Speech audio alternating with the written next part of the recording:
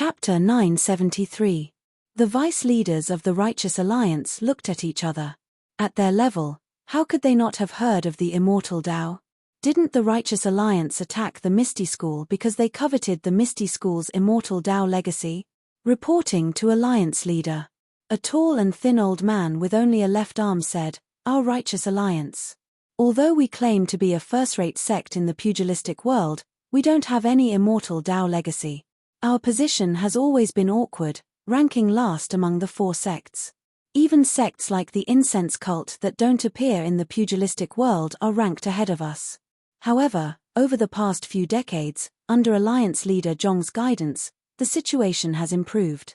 Our Righteous Alliance has not only searched for items related to the immortal Tao in the pugilistic world, we have also accumulated quite a lot of immortal Tao mantras and so-called Dharma artifact. Especially after joining forces with the Daylin Temple and the Incense Cult to destroy the Misty School, our Righteous Alliance took over the Misty Peak and found the right path in exploring the immortal Tao. However, the Misty Peak is the foundation of the Misty School for 10,000 years. There are many mysteries in it. Our alliance has occupied it for many years, but we haven't found any clues about some of the forbidden areas.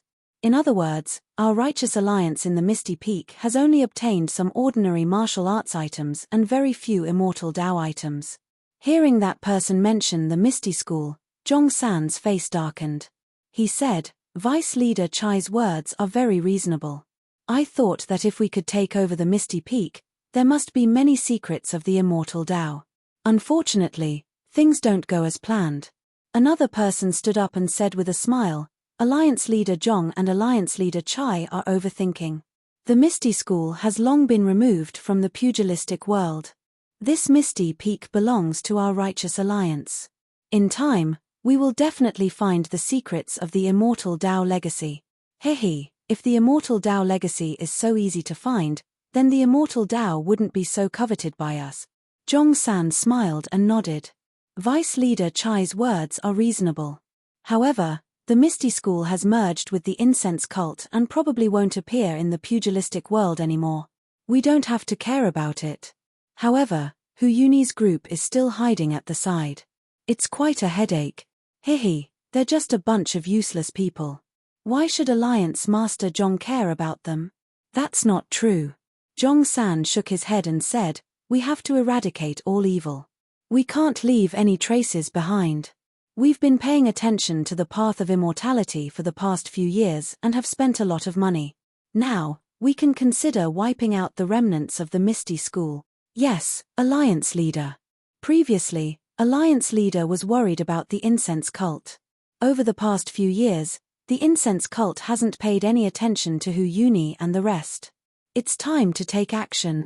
Everyone chatted for a while before leaving. Zhong San stood up and walked to the back of the hall. He pushed open the door and entered a secret room. He sat down cross-legged and took out a small scarlet flag the size of a palm.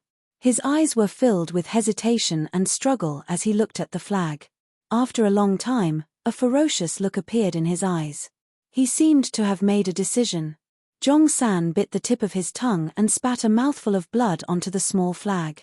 The strange thing was that the small flag wasn't contaminated by the blood. Instead, due to the blood, it glowed with a faint red light. This red light flashed and disappeared. The blood on the flag also disappeared as it was absorbed by the small scarlet flag. Following which, Zhong San took out a green origin stone. He closed his eyes and muttered as his face slowly turned pale. The skinny vice leader Chai came down from the hall. Just as he walked past a moon door, a disciple wearing the uniform of the Righteous Tao Alliance quietly walked over and whispered a few words into his ear. Vice leader Chai's face lit up and he blurted out, "Is what you said true? Shui Yupeng was actually captured by you guys?" That disciple was a little embarrassed and he softly said, reporting to Lord Alliance leader, "It wasn't due to our efforts. It's just that Shui Yupeng was seriously ill and it was just a coincidence. It can't be considered a contribution." Ha ha ha. Vice leader Chai laughed heartily and patted that disciple's shoulder. "You are honest. Our Righteous Tao Alliance only cares about the results and not the process. Since you were able to capture Shui Yupeng, Regardless of whether he was ill or if you did your best to capture him, it is still a great contribution.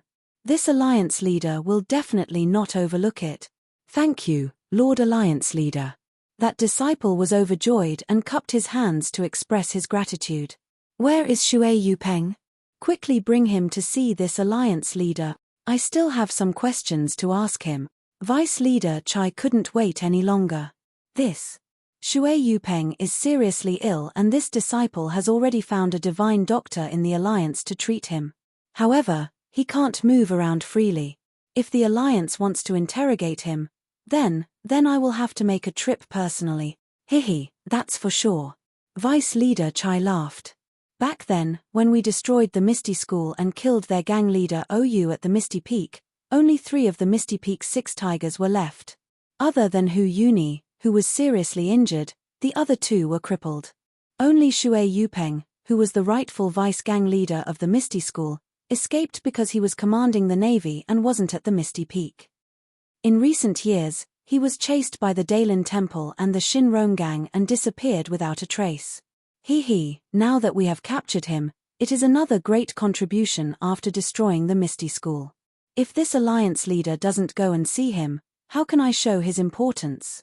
Yes, Alliance leader is wise. After that disciple finished speaking, he brought Vice Leader Chai to a rather luxurious guest room. Vice Alliance Leader Chai frowned as soon as he entered the room. He smelled a strong medicinal fragrance. When he looked at the bed, he saw a yellow-skinned man lying on his back. Large beads of sweat dripped from his forehead. Beside the bed sat an old man dressed as a doctor. He had just removed his fingers from the man's wrist when he saw Vice Leader Chai enter. He quickly stood up and cupped his hands. Greetings, Vice Leader Chai. Vice Leader Chai snorted. How is this person's illness? Reporting to Alliance Master, this person's illness isn't serious. It's just that he's been delayed for too long, so he's scratching his head a little. I've already asked the medicine boy to brew some medicine for him. Just now, I checked his pulse, and it's gradually stabilizing. If he takes the medicine for another 7 days and recuperates for a month or 2, he should be fine. Good. Vice Leader Chai clapped his hands. This person is very important to our Righteous Tao Alliance. As long as you treat him, you will naturally be rewarded. Thank you, Alliance Leader. The doctor was overjoyed. He no longer called him Vice Leader and directly called him Alliance Leader. Vice Leader Chai walked to the bed and saw that the man's eyes were tightly shut. He couldn't help but sneer. Shui Yupeng, Vice Leader Shui? Since you are already in our Righteous Tao Alliance, why are you pretending to be unconscious? Hearing Vice Leader Chai's words, Shui Yupeng's eyelids trembled. She hesitated for a moment before opening her eyes. Her eyes were filled with fatigue and indignation. Vice Leader Chai, I have long heard of your name, but I have never had the chance to meet you. Now that I am seriously ill, I can't greet you. This old man has always wanted to meet you, but you've always been hiding from this old man. How do you expect this old man to meet you? If not for your illness, I'm afraid, it would be extremely difficult to meet you. Shortly after, Vice Leader Chai mocked himself. What great name! I am just this old man. On Ethereal Peak, my right arm was chopped off by Li Jian from your Misty School. Vice Leader Shui, you must have heard more about this. Shui Yupeng's eyes twitched a few times. Her tone was filled with indignation. I am just a nobody on the water path. I don't know why the alliance leaders of the Righteous Tao Alliance think so highly of me. Even if I am seriously ill, you still invited me to Righteous Tao Peak? Seriously ill? You are seriously ill and you still know that this is Righteous Tao Peak? Vice Leader Chai mocked. If you are just a nobody, why would the Shinron gang join forces with the Daylin Temple to occupy your territory? Why would the monks from the Daylin Temple look for you everywhere? Forget it, Vice Leader Shui. Let's not beat around the bush. You are the Vice Leader of the Misty School. The Alliance of the Righteous Tao, the Daylin Temple, and the Incense Cult joined forces to destroy the Misty School. You should know the reason. I don't want to make things difficult for you. Just tell me the secret. Then, he looked at the herbs in the room. Look at you now. Even an ordinary illness can make you like this. If the alliance of the righteous Tao didn't find you, you might have died of illness.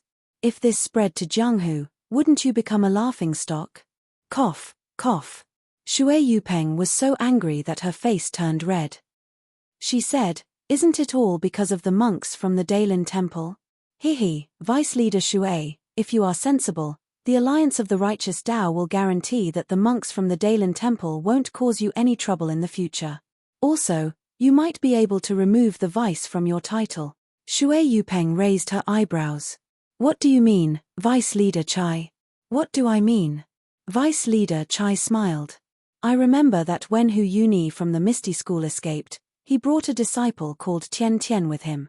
Do you know him? Shui Yupeng's expression changed. So what if I know him? So what if I don't? I also remember that Tian Tian's surname is Shui. Also, he is the disciple of the chief disciple of the Misty School, Zhong Chengyu. Well. Shui Yupeng suddenly felt like she had lost all her strength. She waved her hand and said, Vice Leader Chai, if you have anything to say, just say it. Don't beat around the bush. Hehe, Vice Leader Shui, after your brothers from the Misty School were destroyed by the Shinrong gang and the Dailin Temple, they have been hiding. Why didn't you go find Hu Yuni? Or perhaps the remaining members of the Misty School don't recognize you as their vice leader.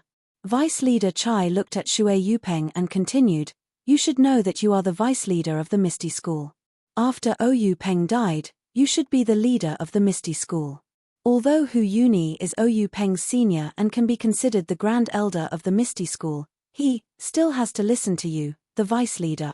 Even if you don't become the vice leader, that disciple called Tian Tian is the disciple of the chief disciple of the Misty School. The chief disciple should have inherited Ou Peng's position. Now that the chief disciple is dead, his disciple, Tian Tian, should have inherited Ou Peng's position as the leader of the Misty School. Tian Tian is only an 11 or 12-year-old disciple. If he doesn't have a strong backer in the Misty School, how can he be the leader? If you don't go back to the Misty School and stay by Tian Tian's side, how can he be the leader? Not only that, if someone wants to be the leader of the Misty School, then Tian Tian's life can't be saved. Shui Yupeng's expression turned ugly. It was as if he had spoken her mind. Why didn't Hu Yuni let you go find them? I'm afraid you know better than me. Vice Leader Chai asked with a smile. The Misty School has already been destroyed. It's extremely difficult to rebuild it. Moreover, Hu Yuni is heavily injured and hasn't recovered for many years. If he wanted to be the leader, he could have done it a long time ago. Why did he have to go through so many twists and turns? Shui Yupeng said coldly, but the look in her eyes showed that she wasn't determined enough. Ha ha ha. Vice Leader Chai laughed. You may know a person for a long time, but you don't know his true nature. Moreover, Vice Leader Shui is still in the prime of her life. If you can become the leader of a large faction in the martial arts world, who says you won't be remembered for generations to come? People need to have a little ambition. Hee. Shui Yupeng laughed. Vice Leader Chai, you've said so much. I understand, but I don't know what the Righteous Alliance is thinking. Even when you three factions destroyed the Misty School, I was still in the dark. I still don't know the reason. Vice Leader Chai clapped his hands and said, I love talking to smart people. Vice Leader Shui, why don't you tell me? There's nothing much to say. Vice Leader Chai, think about it. I just joined the Misty School before it was destroyed. Ou Peng only let me take the position of vice leader because he didn't need to control the Luo Shui faction. Moreover, he used the chance to get the Misty School's legacy cultivation method as bait. So, Ou Peng, or the 6 Misty Tigers didn't think of me as a direct descendant of the Misty School. Or rather, they didn't have enough time to trust me. Yes, Vice Leader Chai nodded. Vice Leader Shui is right. Didn't you notice something strange, Vice Sect Master Shui? He asked. Shui Yupeng smiled bitterly. How would I know? I was sent back to the Luo Shui faction the moment I joined the Misty School. My family members were all in the Misty School. How would I know about the Misty Mountain Manor? Even every day. I rarely see it. I only treated Zhong Chengyu to a banquet when he was my disciple. Vice Leader Chai hesitated for a moment before asking. Then, Vice Leader Shui, have you seen a sheepskin scroll? Sheepskin scroll? Shui Yupeng thought for a moment and shook his head. No, I have never heard of it, let alone seen it. Yes, Vice Leader Chai thought for a moment and said, Vice Leader Shui, only you and I will know about today's conversation. No one else will know. Moreover, the matter of Vice Gang Leader Shui coming to my Righteous Tao Alliance is between you and me. There is absolutely no third person who knows about it. Vice Gang Leader Shui, please rest assured that my Righteous Tao Alliance will definitely help Vice Gang Leader Shui fulfill her promise. Shui Yupeng wanted to say something but stopped. Vice Alliance Leader Chai walked to the door and turned around. As for whether Vice Alliance Leader Shui or Tian is the Alliance Leader, our Righteous Alliance doesn't care. What we care about is that sheepskin scroll. After speaking, he closed the door and left. It was a quiet room. It was very simple. On the wall, there was a merciful-looking Buddha holding 7 bamboo sticks. There was a bookshelf under the Buddha and a few yellow cloth praying mats. At this moment, there were a few old monks with white hair sitting on the praying mats. The one in front was the head elder of the Daylin Temple. Abbot, I have already reported the matter of Worry-Free City. Do you have anything else to say? The head elder closed his eyes and slowly moved his Buddhist beads from one to the other. The sandalwood beside him still emitted a faint fragrance. After a long time, the head elder opened his mouth and said, Our Daylin Temple has been in Jianghu for tens of thousands of years. Since the path of immortality, we have not fallen behind anyone. Now that the path of immortality is flourishing, our Daylin Temple is flourishing. Why are you so nervous? But, the monk said, that person from the path of immortality is very skilled. He has the legendary flying technique and flying sword technique. I'm afraid, this is the doing of the Tenri sect. Does the abbot not feel that this is a provocation from the Tenri sect? Brother Changeng, others may not know the strength of our Daylin Temple, but don't you know? Years ago, after our founder founded the Tenri sect, we were surrounded by the Misty School and the Incense School. At that time, the situation was very bad. How is it now? It's like the difference between heaven and earth. Years ago, the Tenri sect couldn't destroy our Daylin Temple. Today, it's even more impossible. Moreover, Morcho City belongs to the Incense School. Since the Incense School hasn't done anything, why should we be worried? Moreover, we are people who are not part of this world. We are free and quiet. Why should we be bothered by external things? The abbot is right. Chang Gang put his palms together and said in a low voice, Our Daylin Temple is not like the Misty School. If the path of immortality comes, we will use earth to block them. If soldiers come, we will block them. Why should we be afraid? When he said this, the head elder raised his eyebrows. His calm demeanor disappeared and his voice was full of arrogance. It was a simple and unadorned hall that occupied a vast area. It was more than 10 times larger than the Mo Xian Palace on Lingering Fragrance Peak. The entire hall was dark red in color and exuded a mysterious aura. The thick pillars that even 10 people couldn't wrap their arms around were engraved with all kinds of strange malevolent faces. All of them didn't look human, but they also had human expressions. Some had wings on their backs, some had 3 heads, and some were spitting out scarlet flames while chewing on something bloody. The hall was over 100 feet tall, and there were many carvings on the ceiling. These carvings were arranged in groups, and they seemed to be telling a story.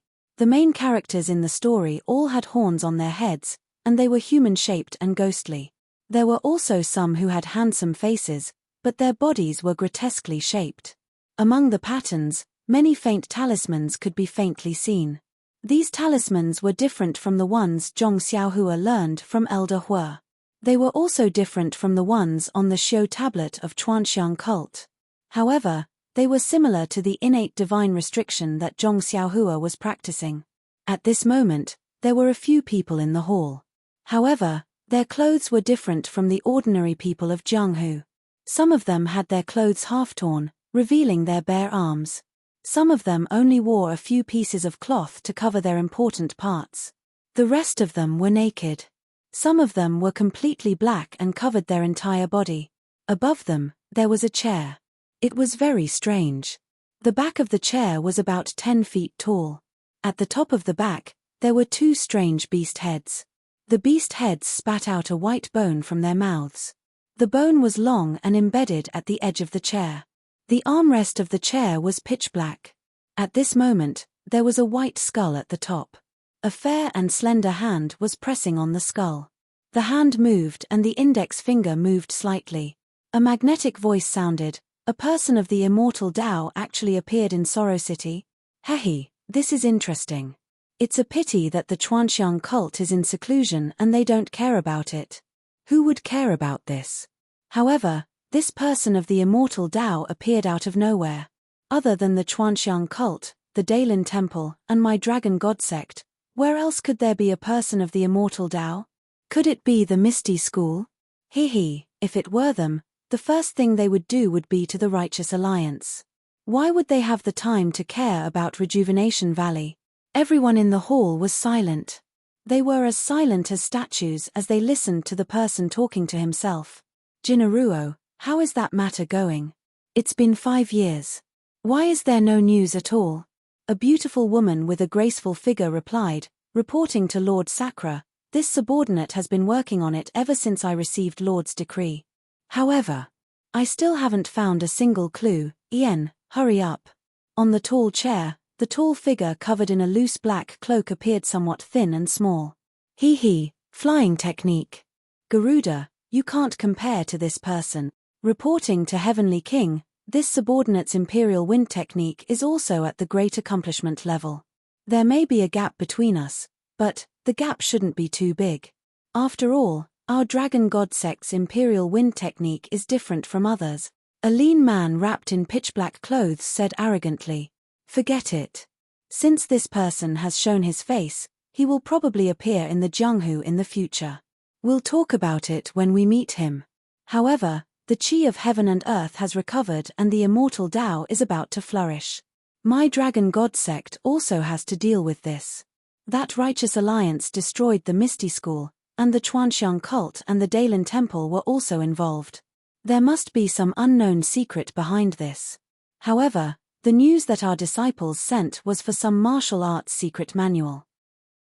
But, until now, the Misty School has been destroyed for 4 years and I still don't know the reason behind it. Don't you think this is ridiculous? The Sakura said sternly.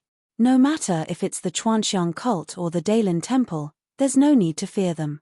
Even if the Misty School and the Chuanxiang cult were destroyed, it has nothing to do with us. However, the reason why they were destroyed and why the two big sects were involved is related to us.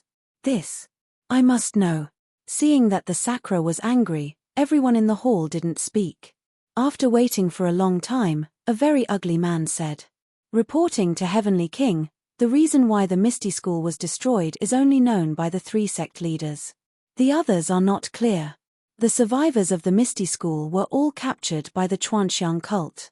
If we want to get information, we have to start with these people. But although we have direct subordinates in the Chuanxiang cult, but the Chuanxiang cult's protection array is very powerful. The news can't be spread out. Even if there is any clue, we won't know. What about the Misty School's Hu Yuni and the others? Aren't they in the Jianghu? Why can't we find any loopholes? This. Heavenly King, if I capture Hu Yuni, I may be able to find some clues. But, wouldn't this be beating the grass and alerting the snake? If the Chuanxiang cult and the Daylin Temple are prepared, I'm afraid it will be disadvantageous to Heavenly King's actions. There's nothing this or that. The Sakura was still unhappy. When my Dragon God sect does things, how can there be so many taboos? Quickly do it, I want to know the reason. -4. Chapter 974. The morning sun gushed out from the mountains in the east, waking up the birds in the forest. The continuous mountains, which looked like creeping monsters, gradually revealed their outlines. The faint mist dissipated, tearing apart the veil covering the small stream by the mountain. On the lush grass in the forest, The dew drops were like tears, sparkling and translucent. A few nameless wild flowers, either yellow or red, had just bathed in the sunlight when they heard the sound of hurried horse hooves in the distance on a small path in the forest that was not very wide. When they got closer, they could see that one of them was a handsome white horse. On the horse was a woman in a light purple palace dress with a white veil covering her face. The other was a monster that looked like a donkey, but it wasn't one. On the monster was a slender young man with a slightly tender face. These two people were Zhong Xiaohua and Dream, who had been traveling for half a month. Zhong Xiaohua's face showed a little bit of wind and frost. Dream looked at her and said with concern, "Xiaohua, why are you in such a hurry? According to the map of the hierarch, we should reach the Daylin Temple in a few miles. We can get there at noon. Look at you, you've been traveling for a long time and you look haggard." Zhong Xiaohua chuckled and said, "In Jianghu, of course we have to eat and sleep in the open. We're quite relaxed. Besides, I'm not as tired as you said." "Not tired?" Dream curled her lips and said, "I used to think about how free it was to travel in Jianghu, but now that I'm in Jianghu, I know how dangerous it is. Not to mention those strong people who rob us, there are also many thieves who secretly covet our belongings. If you didn't have some experience in Jianghu, I'm afraid we don't know when we'll get there. Senior sister Chen Chen has always been thinking about traveling in Jianghu. I think even if she comes, she may not be able to get any advantage." Zhong Xiaohua nodded and said, "That's right. Traveling in Jianghu is not just about martial arts. Vision, experience, and so on are all very important. Chen Chen will certainly be at a disadvantage at first, but it may not be the same in the future. Of course, if you go out with them as an emissary, right now, put on your palace robe and veil. Anyone with a discerning eye will know that you are an inner disciple of the fragrant cult. Who would dare to have any ideas about you?" "That's right. Now that I think about it, having a powerful sect is such a fortunate thing. Haha, well, you have everything you want now. You'd better hurry up and send the invitation to the Daylin Temple. Now that I've been out for more than a month, I wonder how things are at Dianchi Lake. Senior Sister Peacock and Senior Sister Yuyan have both come out. There are also many disciples who have gone to other sects. I'm sure that the matter of me spreading the incense order has already caused a stir in the martial world." Zhong Xiaohua shook her head. "The day before yesterday, in the restaurant by the river, I heard the men who were escorting people talk about some anecdotes of the Jianghu. The matters of Rejuvenation Valley were all mentioned, but there was no mention of the incense cult. I'm afraid, then why did you make me wear this palace dress and veil?" Meng rebuked. Zhong Xiaohua thought about it and said, "Perhaps, the hierarch has a good plan. He wants us to leave at different times but arrive at our destination at the same time. Isn't that so?" Meng was startled. "I was wondering why the two of us were allowed to leave first. According to the rules, Senior Sister Peacock should be the first to leave." As the two of them chatted, they walked up the mountain ridge. From the top of the mountain ridge, they could see that there were temples with green tiles and red walls. All of a sudden, the melodious sound of a bell rang out, causing one to feel refreshed. What a place! The green tiles glowed brightly under the sunlight, and the green forest around the temple exuded a rich vitality. Zhong Xiaohua could faintly see the incense burning in the temple, and he could not help but exclaim in admiration when he noticed a refined atmosphere that was different from that of the incense cult. "Isn't that so? This temple is so vast and majestic. It's worthy of being called an immortal sect. It's not inferior to my incense order. I wonder what the other Tenri sect is like. Who knows?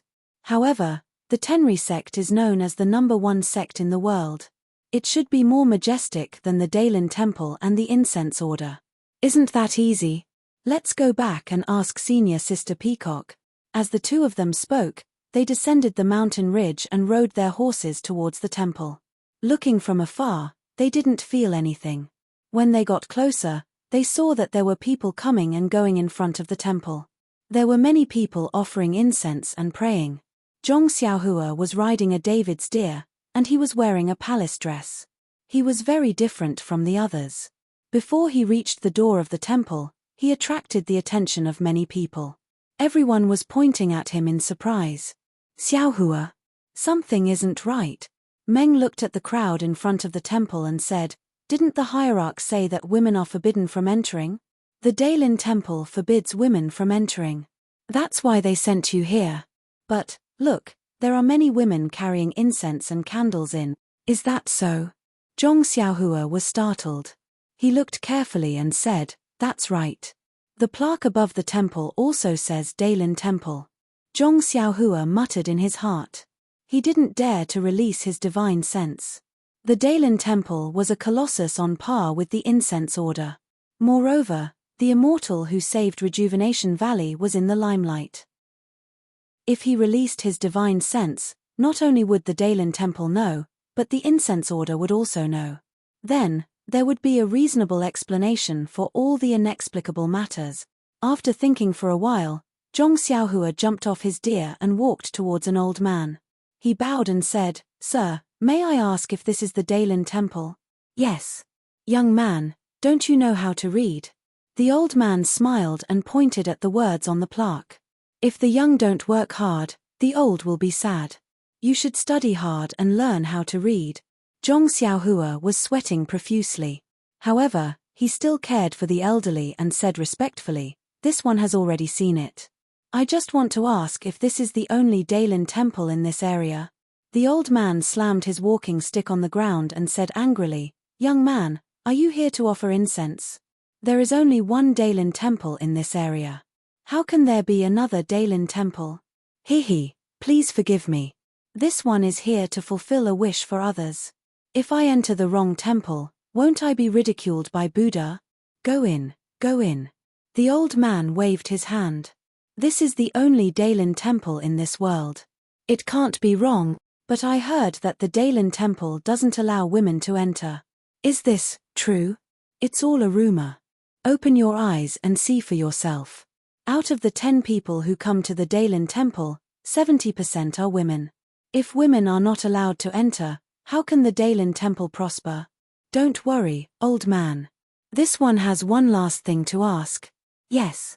May I ask who is the current abbot of the Dailin temple? Is it still Master Changsheng? Master Changsheng? The old man was obviously stunned.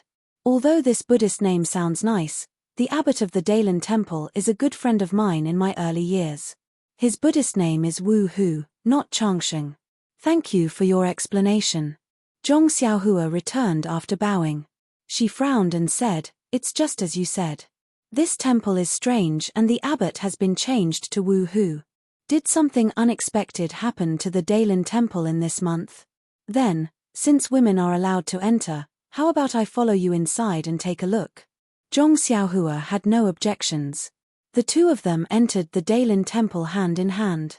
Inside the Dailin temple was an extremely spacious and empty space. It was several times bigger than the square of the Lotus Escort Agency in Pingyang City. Unlike the Lotus Escort Agency, there were many pilgrims gathered in the square. All of them were holding lit incense sticks in their hands. Huge incense burners were placed in pairs in the 4 corners of the square. These incense burners were open and many pilgrims lit the incense sticks in their hands. They placed them in the burners and then walked to the back of the main hall in 2s and 3s. Zhong Xiaohua and Meng didn't hold any incense sticks. They just followed behind and watched with interest. After passing the main hall, there was another square. Beside each incense burner in the square stood a handsome young monk who wasn't very tall. Zhong Xiaohua and Meng came in front of a monk and bowed. Little master, there's something I need your help with. The monk put his palms together and said with a smile, Benefactor, you're too polite. What's the matter? Well, this senior and I came from the incense cult. We're here to pay our respects to the Dailin temple's Abbot Changsheng. Abbot Changsheng? The young monk was stunned and asked curiously, Little benefactor, are you mistaken? I've been here for 3 years. I only know that the abbot of the Dailin temple is Master Wu Lun. I've never heard of Changsheng. Zhong Xiaohua asked again, what about the great Master Changeng and Master Changsheng? I've never heard of them. The monk shook his head. Then, does the Dailin temple have any little monks called Yuan Lai or Yuan Kong? No. The monk shook his head. I'm afraid you're mistaken. Oh yes, Does the Daylin Temple have a commandment hall and Arhat hall? Ha ha, little benefactor, don't make fun of me. The Daylin Temple is only this big. Why would there be so many things to pay attention to? What commandment hall and Arhat hall? If you want to burn incense and make a vow, please buy some incense and candles and burn them in the Great Strength Hall. Zhong Xiaohua was discouraged. Suddenly, she was stunned and smiled. How big did you say the Daylin Temple is? Little benefactor, don't make fun of me. Isn't the Daylin Temple only this big? Do you think that the entire mountain is the Daylin Temple? Ha ha ha, Zhong Xiaohua laughed. Yes, that's what I thought. However, after listening to Little Master's words, I know. I'm not wrong. I'm not wrong either. We're both right. After saying that, she cupped her hands and turned to leave. The young monk was left behind. He looked at the smiling Zhong Xiaohua and thought to himself, what is this little benefactor thinking? Are you looking for someone to identify Chan Ji? After pulling Meng Qi out of the Daylin Temple, Meng Qi asked, why did you come out? What did you say to that little monk? I don't think I understand. Haha, it's nothing. I just know that this Daylin Temple is not the Daylin Temple, and this Daylin Temple is the Daylin Temple. -4. Chapter 975. Meng was stunned and asked curiously, what do you mean by this Daylin Temple? What do you mean by that Daylin Temple? Why am I getting more and more confused? Zhong Xiaohua smiled and said mysteriously, come with me. After saying that, Zhong Xiaohua pulled Dream's hand. The two of them led their horses past the entrance of the Daylin Temple. They followed the mountain path up the mountain and headed to the back of the mountain. Behind the mountain was a dense forest. From time to time, they could hear the chirping of birds. As the two of them walked through the forest, a sense of serenity filled their hearts.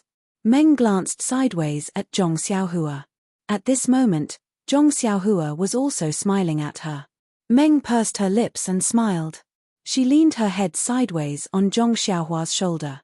Zhong Xiaohua reached out and wrapped his arm around Meng's waist. The two of them leaned against each other as they strolled along the mountain path. Warm times were always short. Just when Zhong Xiaohua and Meng were hoping that they would walk on this path forever, they arrived at a mountain spring. Are you thirsty? Zhong Xiaohua whispered into Meng's ear. No, don't talk. I just want to hear your heartbeat. Zhong Xiaohua laughed, but before he could finish laughing, he raised his eyebrows and looked towards the mountain path in the distance. Meng Shu's eyes were slightly closed, but when Zhong Xiaohua looked up, she opened her eyes as well. At the end of the mountain path in the distance, a group of bald monks ran over. They looked to be in their teens. This group of monks was strange. They were using the qing gong that was commonly seen in the Jianghu. But when they were using it, their arms were spread open, and each of their hands was holding a huge bucket that was about the same height as them.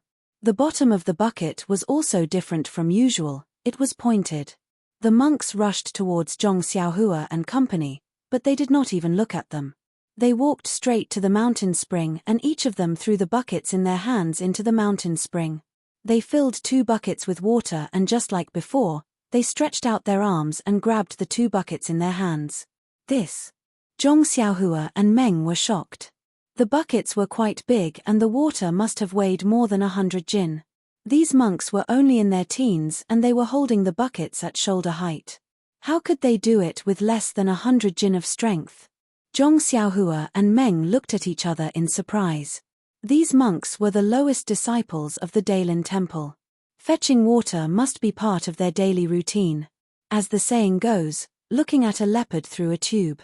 Just by looking at the monks' skills, they knew how rich the Daylin Temple was. Little Master, is the Daylin Temple in front? Meng Qi asked the last monk hurriedly. However, the monk only looked at them from the corner of his eyes and ignored them. He carried the buckets with both hands and turned a corner. This little monk is really ignorant, Meng Qi said softly. The little monk seemed to have heard Meng Qi's words and his ears moved slightly. However, at this moment, perhaps because he was distracted or because the spring was slippery, the little monk slipped and fell into the spring. However, even so, the small monk still held onto the 2 buckets tightly. Because of this, The 2 buckets weighed over 100 jin. The small monk was unable to adjust his balance and fell into the mountain spring. At this moment, it was already too late for him to let go of the buckets. Tilda, seeing that the little monk was about to fall into the spring, Meng Qi cried out. She moved slightly and wanted to save him. However, before she could finish her cry, she saw Zhong Xiaohua's familiar figure. She floated towards the little monk like a wisp of smoke.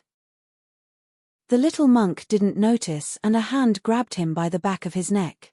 He was pulled up from the spring and his body floated back to the top of the mountain. The 2 buckets in the monk's hands were like feathers. Zhong Xiaohua's actions were very fast. When the little monks heard Meng Qi's cry and turned around, Zhong Xiaohua had already landed with the little monk. The little monk was stunned for a moment before a smile appeared on his face. He wanted to thank Zhong Xiaohua with his palms together, but when he saw the buckets in his hands, he nodded apologetically at Zhong Xiaohua.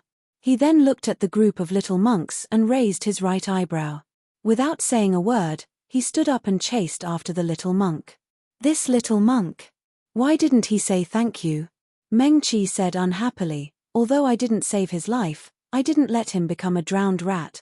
Zhong Xiaohua knew that Meng Qi was still wary of the Daylin temple.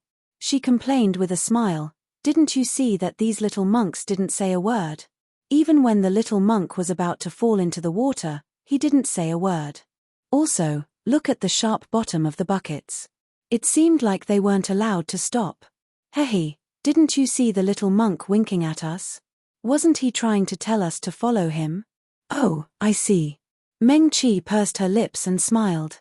Then, she smacked her lips and said, Xiaohua, hehe, your qinggong isn't good.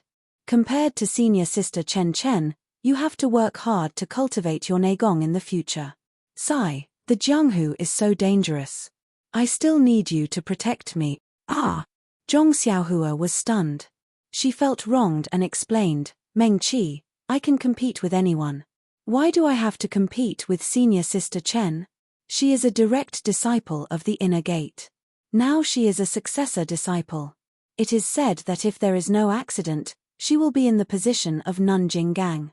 How can I compete with her? Then compete with senior sister Kong? Compare with Yuyan? Zhong Xiaohua was speechless. She could only pat her chest and said, I know.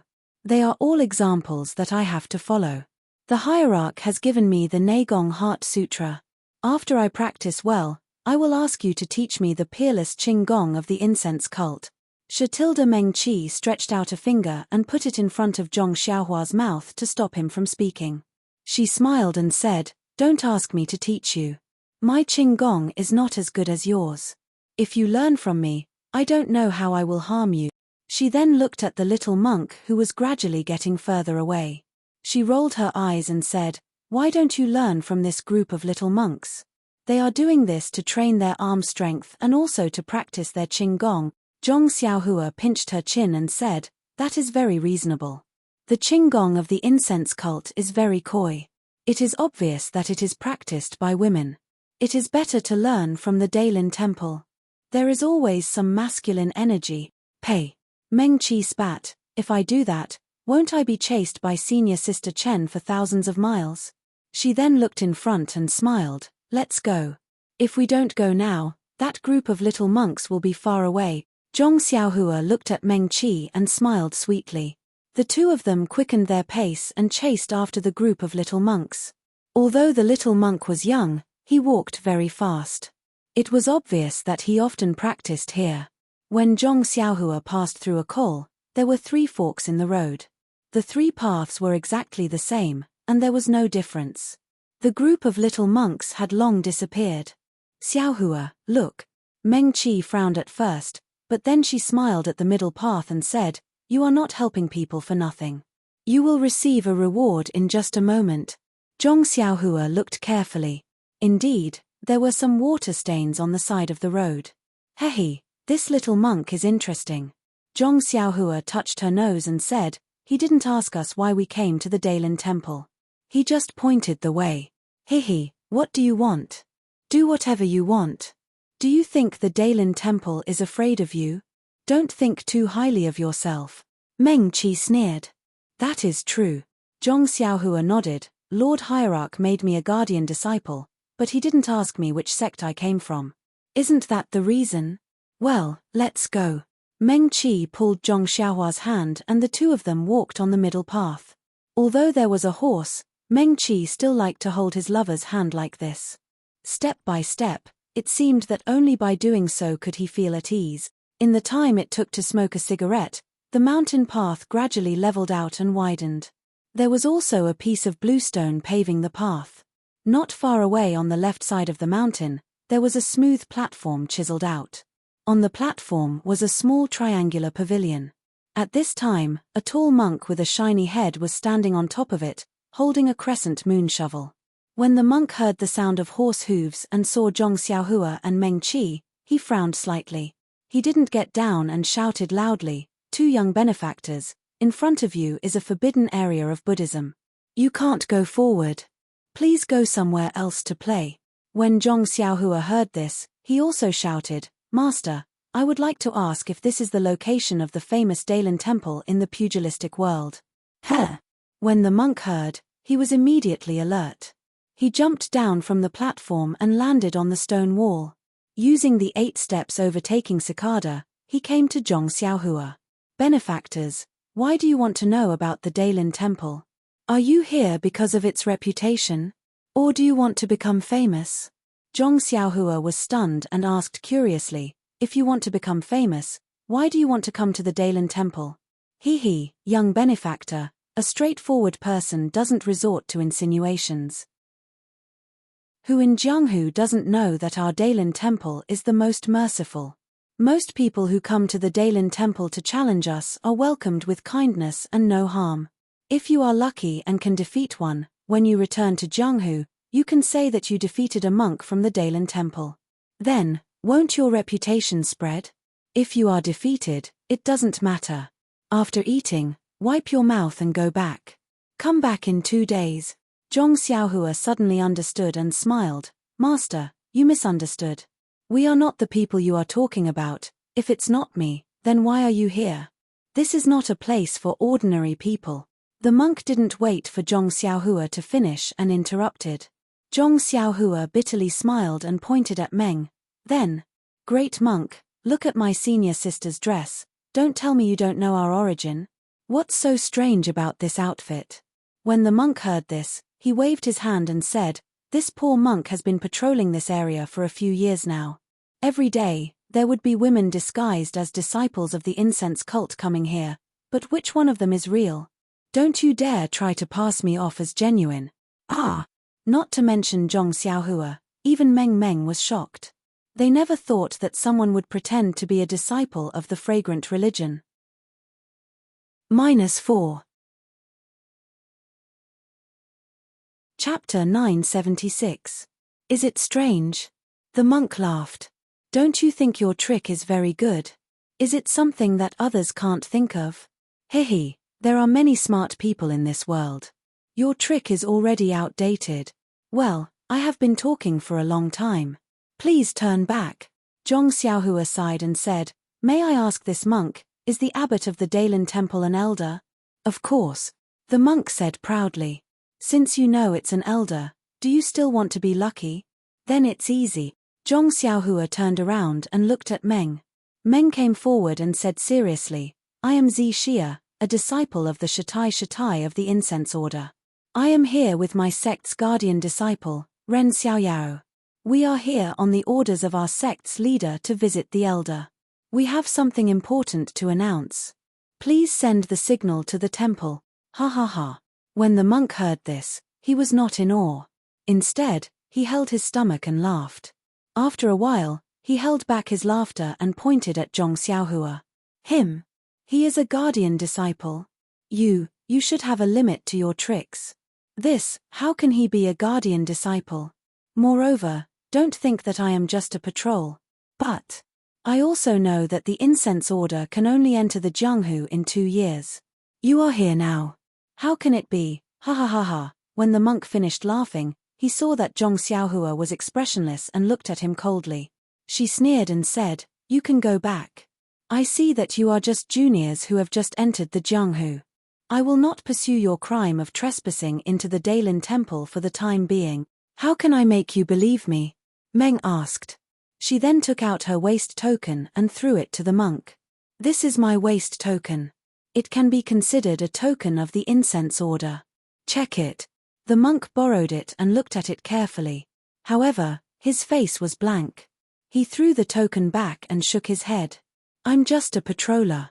When have I ever seen a token from the incense cult? Even if this thing of yours is fake, I wouldn't know. You. How can you believe me? Meng Qi said anxiously. I don't know. I only know that the incense cult will only have someone appear the year after next, especially a so-called inner disciple like you. You. Meng Qi was speechless. Master, why don't you take this waist token to the temple and look for Elder Chang'an or directly report to the elders? Wouldn't you be able to find out the truth? Zhong Xiaohua suppressed her temper and suggested. How can that be? The monk shook his head and said, in my early years, I also fell for the same trick and was even whipped a few times by the commandment courtyard. How can I fall for it again? Seeing the monk's repeated refusal, Zhong Xiaohua couldn't help but get angry. She sneered and said, then according to the great monk, how can you deliver this token to the temple? How can we meet the elders? He. The great monk heard and sneered, not to mention that you are fake and just want to make a name for yourself. Even if you are real disciples of the incense cult, since you are in our Dailin temple, you have to follow the rules of our Dailin temple. Then he looked at the sky and said, at this time, I am the only one on duty. I can't leave my post without permission. You all should wait here. When someone comes to take over the duty, I will bring your so-called waist token to the temple. But great monk, can you please tell me how long it will be until the next shift? Meng Qi sighed and asked. It's not long, not long. It's only 6 hours. 6 hours. Zhong Xiaohua smiled and said, after 6 hours, the sun will be setting in the west. Yes. The monk had a look of you just now. Ha ha ha, Zhong Xiaohua looked up and laughed, as the saying goes, it is easy to see the king of hell, but difficult to deal with the little ghosts. It is indeed so. Then she looked at Meng Qi and smiled, I now know why the hierarch sent me here. As she spoke, she reached out and took the great wisdom sword from Huan Huan's back. She jumped up and said while in the air, do you want me to break into the Dailin temple? Before he finished speaking, the great wisdom heavy sword had already struck towards the big monk's face. The great monk had been talking for a long time and was already alert of the two's movements. When he saw Zhong Xiaohua make a move, he was happy and shouted, you finally revealed your fox tail. As he spoke, the crescent moon spade also waved. The egg-sized stick met Zhong Xiaohua's heavy sword. It seemed like he wanted to knock Zhong Xiaohua's heavy sword away. Clang! A loud sound rang out as the heavy sword clashed with the crescent moon spade. The monk felt a ringing in his ears as his hands trembled violently. The webbing between his thumb and forefinger was immediately ruptured and fresh blood flowed out. His feet also felt the ground tighten as he forcefully sunk half an inch into the limestone floor. Looking at the crescent moon spade in his hand, the great monk was embarrassed and angry. He glared at Zhong Xiaohua and said, You really came to break the gate. After speaking, he did not wait for Zhong Xiaohua to speak. He took out an item from his chest and threw it into the air. The item exploded in the air and a small red signal appeared in the air. If you are a man, don't run away. Don't you want to be famous? I will make you famous, the great monk said fiercely. Me. Zhong Xiaohua looked at his series of actions and did not say anything. She only snorted from her nose. In a short moment, 4 or 5 monks of the same size ran out from the mountain path. The one in front shouted from afar, Junior Yuan Meng, is there someone breaking the gate? Why can't you stop them? However, when the 5 monks saw Zhong Xiaohua and Meng, they couldn't help but be surprised. After standing in a triangular formation, they frowned and said, Yuan Meng, are these the people who want to break through the gate? Yes, Senior Yuan Meng, look. Yuan Meng handed over the crescent moon spade in his hand and said, this guy is quite strong. He even smashed my crescent moon spade into this state. When the great monk saw this, He could not help but suck in a breath of cold air. He looked at Zhong Xiaohua's thin figure and said in disbelief, This is really done by him? Senior Yuan Meng, if it is not him, who else can it be? Yuan Meng said anxiously. Good guts. The monk laughed and said, Our Dailin Temple has always been good at external martial arts. You actually dared to bend Junior Yuan Meng's crescent moon spade. Didn't you want us to see your strength? Using this to slap our Dailin Temple's face? Since that is the case, Junior Yuan Meng, let us attack together and take down this little nephew who does not know the immensity of heaven and earth. We will also let him know that our Dailin Temple's external martial arts are the best in the world. Yes. When the other four heard this, they immediately spread out and surrounded Zhong Xiaohua and Meng. When Zhong Xiaohua saw this, she was too lazy to explain and said with a smile, Since your Dailin Temple wants to make a fool of yourself, why shouldn't I help you? As she said this, she used the ethereal steps and waved the great wisdom sword in her hand, chopping towards the enemy. In this 1 month's time from Worry City to the Dailin Temple, Zhong Xiaohua, in addition to daily practice, focused her energy on the Sword of the Heavens and the Heaven-Startling Stick. Although the Sword of the Heavens did not make much progress, the Heaven-Startling Stick had made great progress. Otherwise, how could she force Yuan Meng to the brink of death? Since Yuan Meng could not withstand it, his senior brothers naturally could not either. Zhong Xiaohua's ethereal steps was incomparably miraculous. In just a few moves, the weapons in the hands of the 5 monks were bent. Their palms were cracked and their arms were numb. You! The great monk who came later threw his weapon on the ground and said in amazement, Benefactor, which sect are you from? With such divine strength, you are exactly the kind of person our Dailin Temple is looking for. If you join our Dailin Temple, your future will be limitless. Are you kidding me? Zhong Xiaohua rolled her eyes and said, I am Ren Xiaoyaro, a guardian disciple of the fragrant religion. Why would I join your Dailin Temple? Our Dailin Temple is a super sect in Jianghu. How can the fragrant religion compare to us? The great monk had just finished speaking when he suddenly realized, What? The fragrant religion? You said the fragrant religion? At this time, his gaze fell on Zhong Xiaohua's back and Meng's dress. He said in disbelief, You are really disciples of the fragrant religion? Of course we are disciples of the fragrant religion. We wouldn't dare to impersonate you. Why didn't you say so earlier? The great monk said anxiously, Do you have any proof? Meng handed the waist token to him and said, We have already told this great monk. The monk took the waist token and glared at Yuan Meng. He also looked at it carefully and said with a bitter smile, This poor monk is not talented and cannot distinguish this waist token. What? Do you want Ren to join the Dailin Temple? Zhong Xiaohua said with a smile. No, this poor monk will immediately send this waist token to the temple. Naturally, the elders of our sect will check it. The monk turned to someone and said, Junior, please go and send this waist token to Marshal Uncle Chonggung. He has dealt with the fragrant religion before, so he should know. Yes. The monk took the waist token and ran away. Please wait for a moment.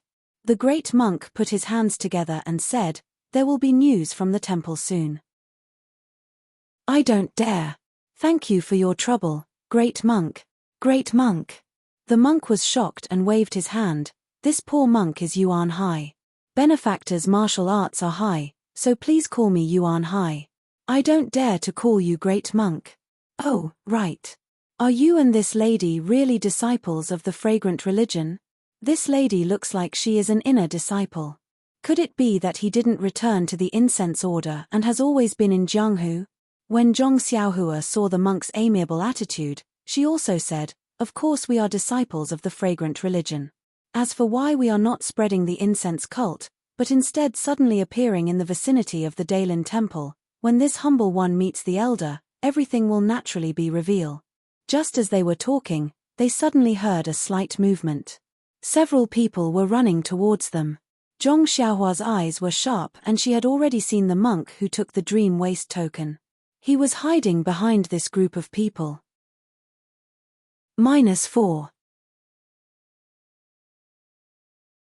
Chapter 977. At the front of this group of monks was a small monk who was not very tall. His body was slightly thin, and his face was somewhat young. He looked like he was only 13 or 14 years old. Although he looked young, he had an arrogant look on his face. The dozen monks beside him followed behind him respectfully. Without waiting for the monk to come closer, Yuan Hai saw him and immediately left Zhong Xiaohua behind. He quickly stepped forward, put his palms together and said with a smile, "I was wondering who it was. So it's Marshal Uncle Kong Jian. How come you have time to come to the mountain gate?" The monk did not return the greeting and only nodded with a smile. "Who are you? Are you the junior nephew on duty today?" "Uncle Master, my name is Yuan Hai. I'm not on duty today. I was practicing Ahat Fist with the other junior brothers in front of the mountain gate when I saw junior brother Yuan Meng's signal." Without waiting for Yuan Hai to finish, Kong Jian waved his hand and said, "You don't have to say any more. I'm only asking if you're on duty today. I saw the signal too. What happened?" Zhong Xiaohua looked on coldly without any expression on his face. The disciple who took the Dream Waste token was behind monk Yuan Kong. He must have been stopped by this monk. How could he not know what was going on here? Now that he asked, he was obviously trying to embarrass her. Hence, Zhong Xiaohua did not answer. Sure enough, Yuan Hai looked at Zhong Xiaohua and said to Yuan Hai, "Junior brother Yuan Meng, tell Uncle Master Kong Jian what happened here again." "Yes," Yuan Meng answered respectfully. He walked up to Kong Jian and recounted what had happened just now in full detail. Kong Jian smiled and looked at Zhong Xiaohua. He said, "Spreading incense cult. I've only heard of the inner disciples of spreading incense cult. I've never heard of a guardian disciple." The monks at the side roared with laughter. "Ha ha, in this pugilistic world, only the Dailin Temple has a guardian disciple. Even the Tenri sect doesn't have one. Since when did spreading incense cult have a guardian disciple? Do you still need to say it? They must be impersonating the aroma cult. How dare they provoke our Dailin Temple?" Zhong Xiaohua had a light smile on her face. She cupped her hands and said, "I am indeed the protector disciple of the incense cult. Behind me is also the inner disciple of the incense cult's Mo Zun Gong. If little monk does not believe me, you can send your waste token to the temple and ask Great Master Chang Gang to verify it." "Why are you being noisy here?" The word little monk caused Kong Jian's expression to change slightly. The other monks also scolded, "You disciple of unknown origins, this is our Dailin Temple's guardian disciple, Uncle Kong Jian. How can you call him little monk? Guardian disciple?" Zhong Xiaohua stared blankly for a moment before she laughed and said, "Ha ha ha ha, I was wondering how it was. It turns out that this is also a guardian disciple. However, I am a messenger sent by the incense cult to the Dailin Temple. I do not have any seniority with your Dailin Temple. This monk is quite young. If I don't call him little monk, what else can I call him? Even if I am also a guardian disciple, I am protecting the teachings of the incense cult. What does it have to do with your Dailin Temple?" Kong Jian was furious. He pointed his finger and said, "Which guardian disciple are you?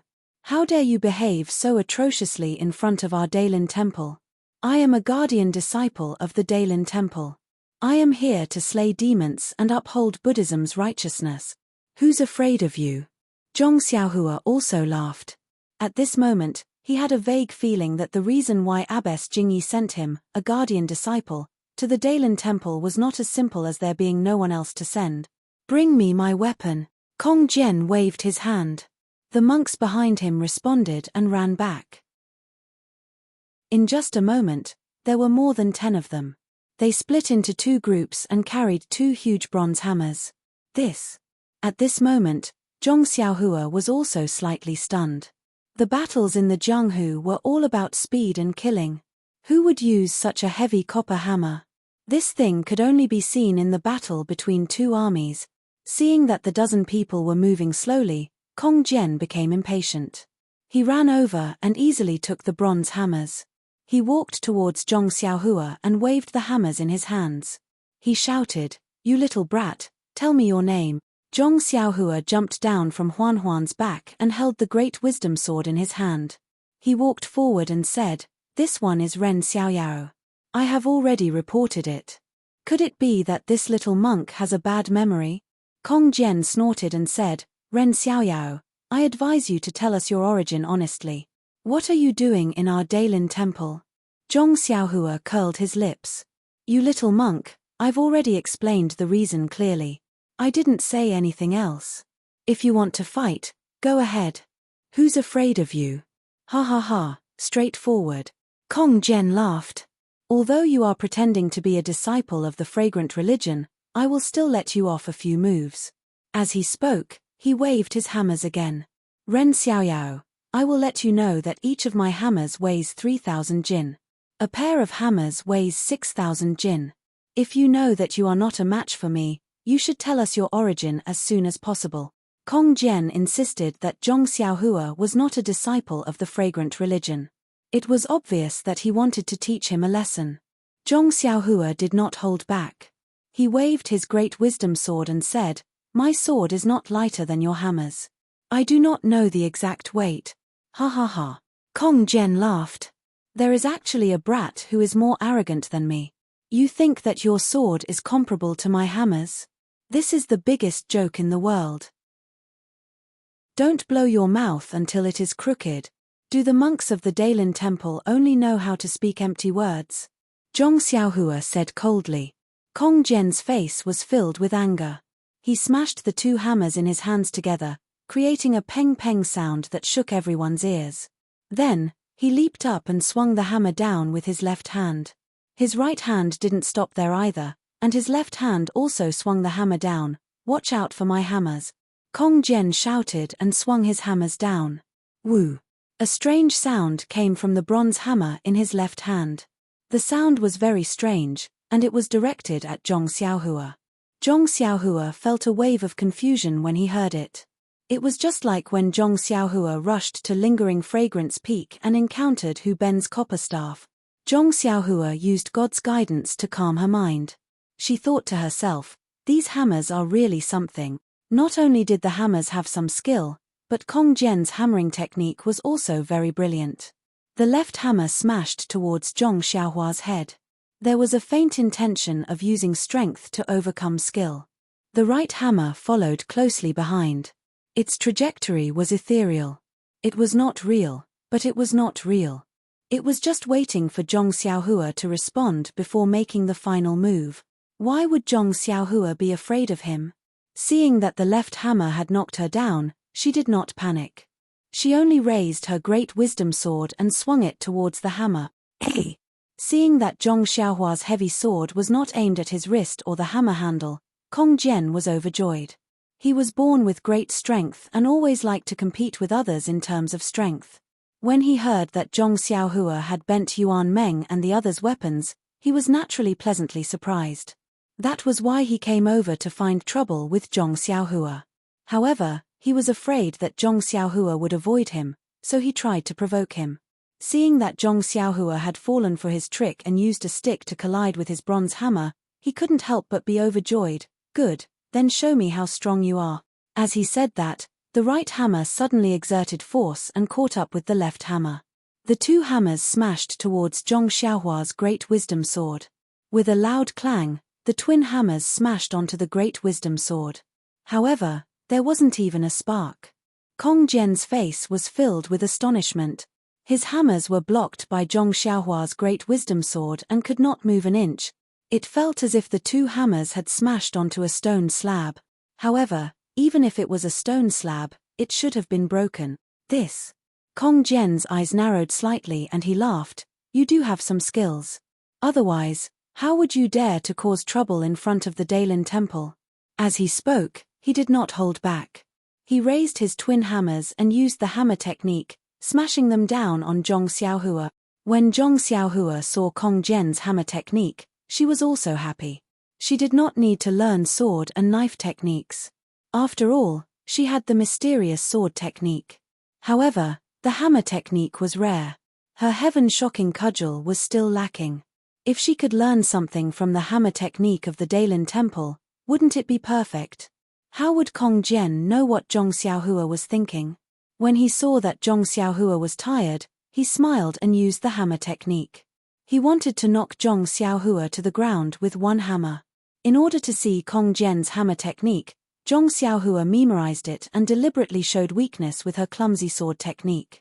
Even so, Zhong Xiaohua's calm appearance made the surrounding disciples speechless. That's right, Senior Kong Jian is an unprecedented genius in the Dailin Temple. He became a guardian disciple at such a young age. However, the strength of his arms, who in the entire Dailin Temple can compare to him? Who is this Ren Xiaoyao? He is actually on par with junior uncle Kong Jian. Although their voices were soft, Kong Jian heard them clearly. He felt ashamed and his hammer was like raindrops that fell on Zhong Xiaohua's great wisdom sword. After a while, Kong Jian repeated his technique. Zhong Xiaohua silently went through the entire hammer technique in her heart. She then shouted, "Little monk, you are used to fighting. Now, let's see Ren's sword technique." After saying that, he pulled out his long sword, raised it horizontally in the air, and slashed at Kong Jian's body. Seeing that Zhong Xiaohua did not have any technique and seemed to have no foundation, Kong Jian despised her. Even if it is a sword embryo, you can't possibly treat it as a padao.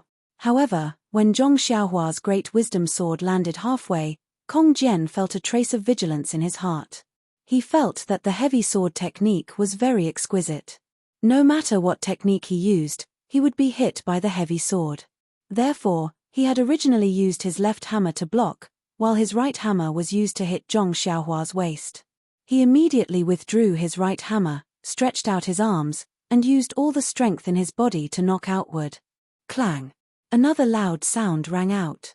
This time, it was more dull than the previous few times. Kong Jian's arm felt sore and he felt as though he could not hold the 3000 Jin heavy hammer anymore. -4. Chapter 978. Kong Jian felt his arm go numb and he almost lost his grip on the bronze hammer in his hand. He was shocked. This was the first time he had encountered such a situation. He immediately channeled his inner energy into his dantian and channeled it into the meridians in his hand. He forcefully stabilized the bronze hammer in his hand. Then, he clenched his teeth and a trace of ruthlessness flashed in his eyes. He exerted strength in his arms and forcefully shook the hammer outward. However, at this moment, Zhong Xiaohua seemed to know that he was going to use force. She gently pulled out the great wisdom sword in her right hand. With a woo sound, Kong Jian's bronze hammer hit empty air. The bronze hammer could not hit anything and immediately flew out of his hand. Seeing that Zhong Xiaohua had blocked his bronze hammer, Kong Jian was shocked. He was even more shocked when Zhong Xiaohua made his arm go numb with a single blow. Now, Kong Jian could only feel horror in his heart. To be able to block his bronze hammer, the sword embryo must weigh at least a few thousand pounds. It should be about the same weight as his bronze hammer. Even Kong Jian himself could not lift his bronze hammer so easily. How could he not be shocked when he saw Zhong Xiaohua easily pull out the heavy sword from his bronze hammer as if it was a piece of straw? However, when Kong Jian saw the hammer flying out of his hand and the shocked expressions of the surrounding disciples, he clenched his teeth and reached into his bosom to take out something. Right at this moment, a clear voice sounded, "Kong Jian, what are you doing?" The voice was not loud, as if the person who spoke was still far away. However, it was extremely clear, as if the person was speaking beside one's ear.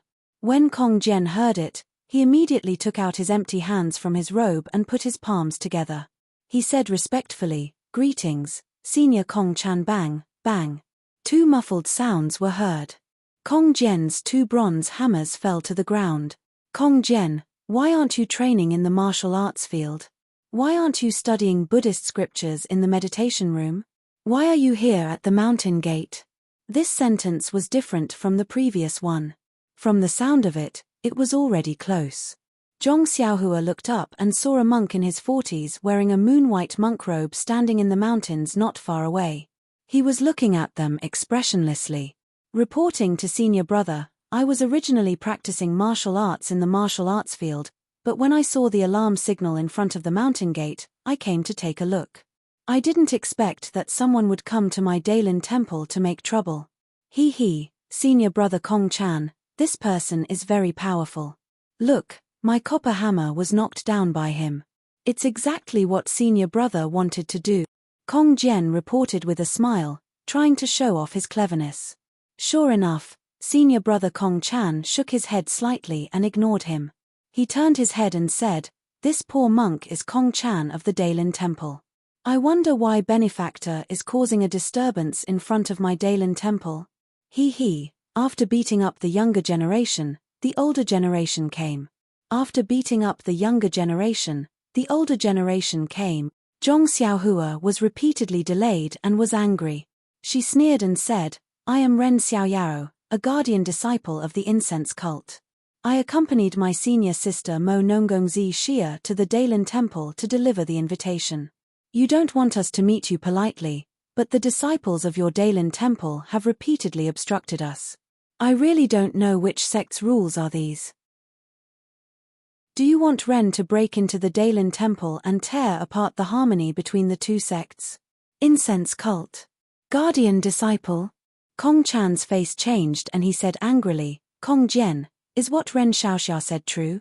Seeing his senior brother getting angry, Kong Jian stuck out his tongue and said in a low voice, "That's what he said, but I've never heard of any protector disciple of the fragrant religion, and there's still more than a year before the disciples of the fragrant religion come out. They must be imposters." "You," Kong Chan said angrily, "since they met us politely, we of the Daylin Temple have to respond with politeness. You are making trouble like this, aren't you losing face for the Daylin Temple? Whether or not Ren Xiaoxia is a disciple of the incense cult, you are being rude. Go to the discipline hall and receive your punishment. Otherwise, I will report this matter to the abbot." "Don't. Senior brother, please calm down." I will go to the discipline hall." "Senior brother, please don't tell the abbot." Kong Jian was shocked and begged for mercy. He took the 2 bronze hammers and ran down the mountain path. "Ren Xiaoxia, please forgive him. He is the youngest disciple of the Kong generation. He has always been naughty and mischievous, but he is intelligent and born with divine strength, so, if he is wrong, this poor monk will apologize on his behalf." Kong Chan said and bowed. "Don't mention it." Zhong Xiaohua saw Kong Chan's humility and smiled. Young people are full of vigor. It is the nature of a young man. "That's good," Kong Chan said with a smile. However, Ren Xiaoxia said that he is a disciple of the incense cult. This poor monk is also suspicious. "So, please show me your token, Ren Xiaoxia." "That. Martial uncle, Ren Xiaoxia's token is with me." The disciple who took the waist token slowly walked out of the crowd and raised the waist token. Ridiculous. Seeing that Ren Xiaoyao had indeed taken out the token, Kong Chan did not dare to be negligent. He jumped down from the mountain. The moon-white figure was like a goshawk pouncing on a rabbit.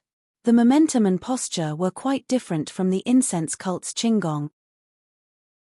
Unable to land on the ground, Kong Chan made a grabbing motion. The token flew out of the disciple's hand and landed in Kong Chan's hand. Dragon controlling hand. Several junior disciples exclaimed in a low voice, their eyes filled with envy.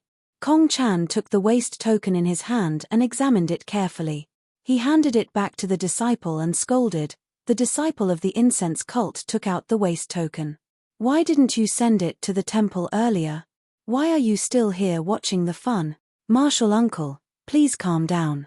"It's martial uncle Kong Jian." Without waiting for the disciple to finish, Kong Chan waved his hand and said, "Don't talk nonsense. Quickly send it to the temple and present it to the abbot. Consider it as making up for your mistakes." "Yes." The disciple did not dare to be negligent. He turned around and flew down. After that, Kong Chan smiled and said, "The Daylin Temple is as famous as your cult. However, unlike your cult, we have the great protective array that can protect us from the harassment of the common people of Jianghu. Every day, there are more than 1 or 2 people who come to our Daylin Temple to become famous. Therefore, the patrolling disciples are really... Haha, I've neglected Ren Xiaoxia and Zixia. Miss. It's fine." In the dream, Zhong Xiaohua was blocked again and again. He was unhappy and said, "Although our incense cult has the great protective array, we still treat the disciples of other sects with respect. Kong Chan smiled bitterly and raised his hand to invite them. Your cult and my cult have been friends for thousands of years. Haha, it's not polite to say more. Please, Miss Zixia, Ren Xiaoxia, this poor monk will accompany you to the temple.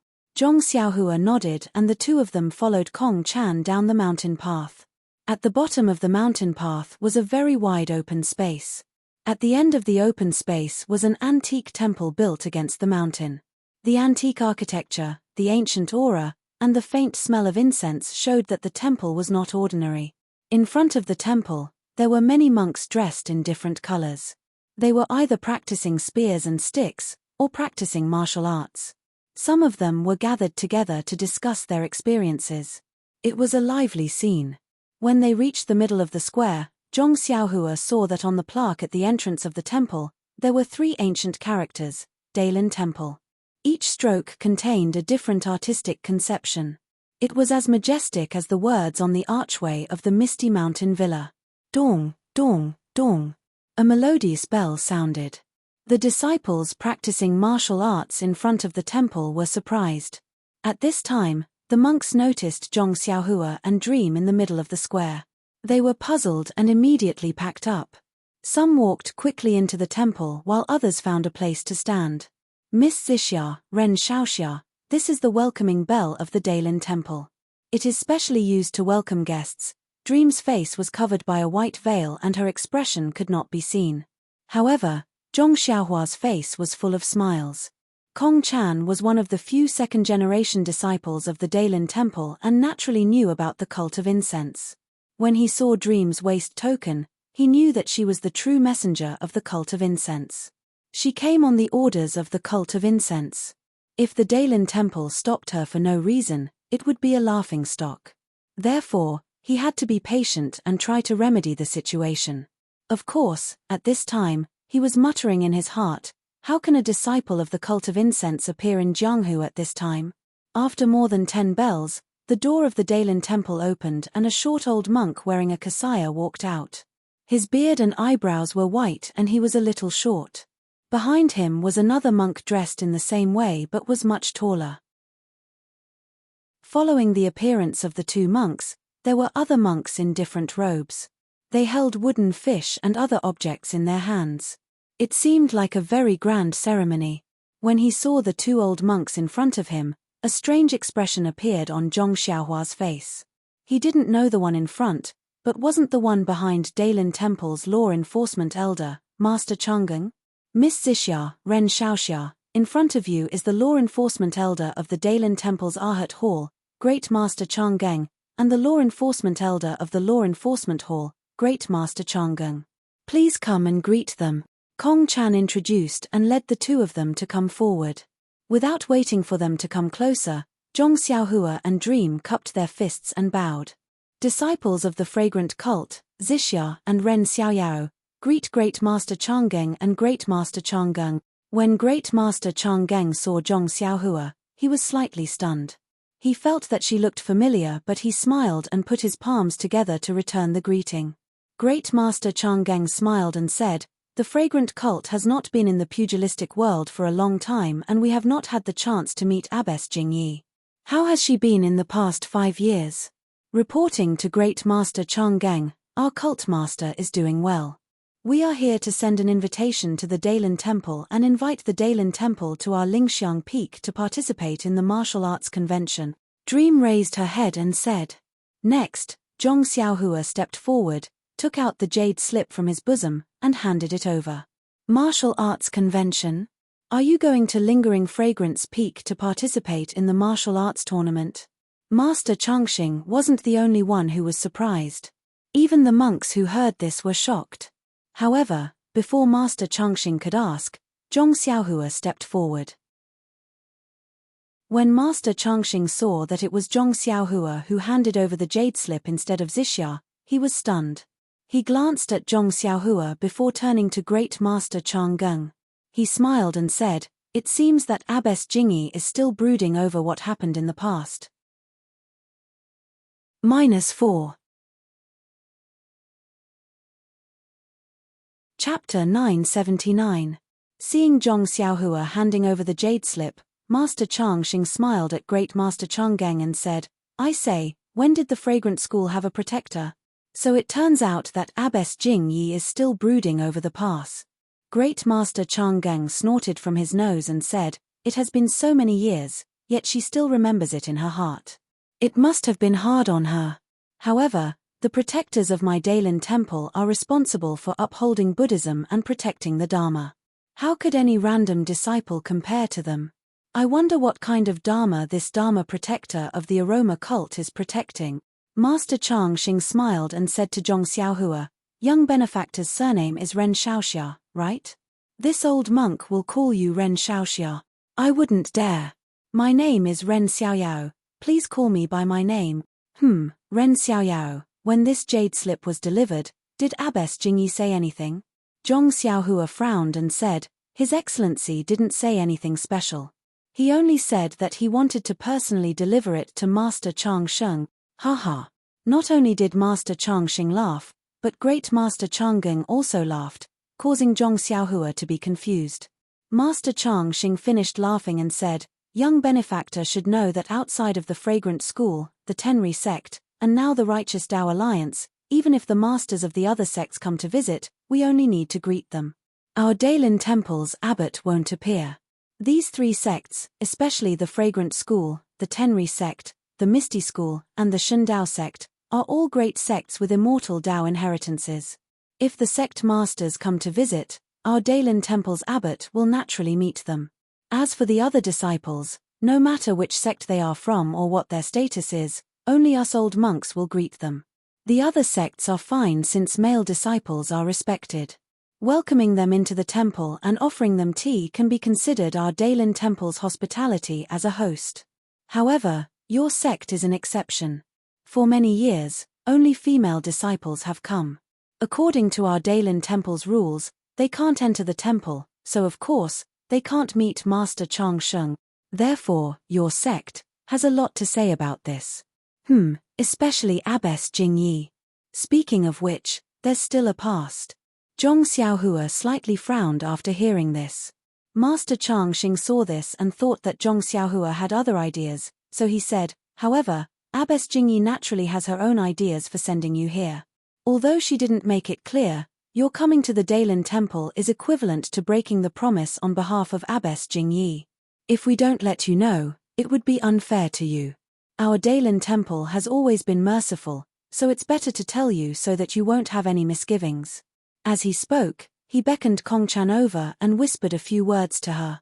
Kong-chan had a strange expression on her face. She glanced sideways at Zhong Xiaohua, nodded slightly, and quickly entered the Dailin temple. Come, benefactor Zixia, you can't enter. Our temple will serve tea here, just like your sect master did back then. As he spoke, a group of monks placed the table and tea set under the big pine tree in the square. Master Changxing said, Ren Xiaoyao, come, take a seat first. Once this old monk tells you the reason and the temple is ready, you can go in and see Master Changsheng. Zhong Xiaohua and Meng were puzzled, but they still cupped their hands in thanks and sat down under the tree with Changgang and Changxing. The small clay pot was originally used to boil wine, but now it was used to boil tea. After Master Changxing personally brewed the tea, Zhong Xiaohua and Meng politely took the simple teacup and drank it. When the tea entered their mouths and teeth began to salivate. A trace of vitality also flowed into their throats, and they felt that their internal organs were incomparably comfortable. Good tea. Zhong Xiaohua praised. Although the tea brewed by the mountain spring of the Guozhuang house was delicious, the tea leaves were not as precious as those of the Dailin temple, so it was inferior. Young benefactor, you also know the way of tea? Master Changxing asked in surprise. Zhong Xiaohua chuckled and said, how would I know? I just felt that it was very thirsty. Oh, Master Changxing was quite disappointed. He poured another cup of tea for Zhong Xiaohua and said, tasting tea and preaching are my hobbies. Haha, I thought I had met a confidant. I'm sorry to disappoint you, Master, Zhong Xiaohua said. Young benefactor, you've been waiting for a long time. Let me clear up your doubts. Master Changxing drank the tea in his cup and said, actually, the reason is very simple. When Abbess Jing Yi was still a direct disciple, she was already a direct disciple at that time. Once, she came to my Dailin temple as an emissary. At that time, Abbess Jing Yi had just received her inheritance and was a little arrogant. She was very angry at the rule that women can't enter the Dailin temple, so she made a bet with my Dailin temple. If she could break into my Dailin temple, I would abolish this bad rule. Otherwise, she wouldn't be allowed to enter my Dailin temple for the rest of her life. This. Zhong Xiaohua was somewhat surprised and whispered, "Your Excellency, this bet is really interesting." Ha ha ha. Master Chang Xing also laughed and said, "This old man was also one of the disciples present that day. When I heard about this bet, I also had the same thought. Abbess Jing Yi is a woman, so of course she wouldn't be allowed to enter the Dailin temple for the rest of her life. She used this matter as a wager. Regardless of whether she wins or loses, she won't lose anything. On the other hand, if my Dailin temple loses, it will be a great loss of face. In fact, your sect's previous leader didn't allow Abbess Jing Yi to enter the temple. He only allowed her to pass an important message, but I don't know why she did it on a whim. Moreover, my Dailin temple's previous leader was very magnanimous and immediately agreed.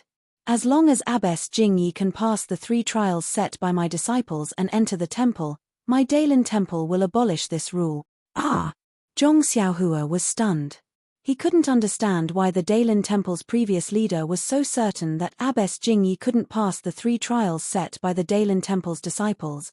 Of course, since the Dailin temple still had this rule, it was likely that Abbess Jing Yi didn't succeed that year. Could it be? Zhong Xiaohua's heart skipped a beat as he faintly sensed something.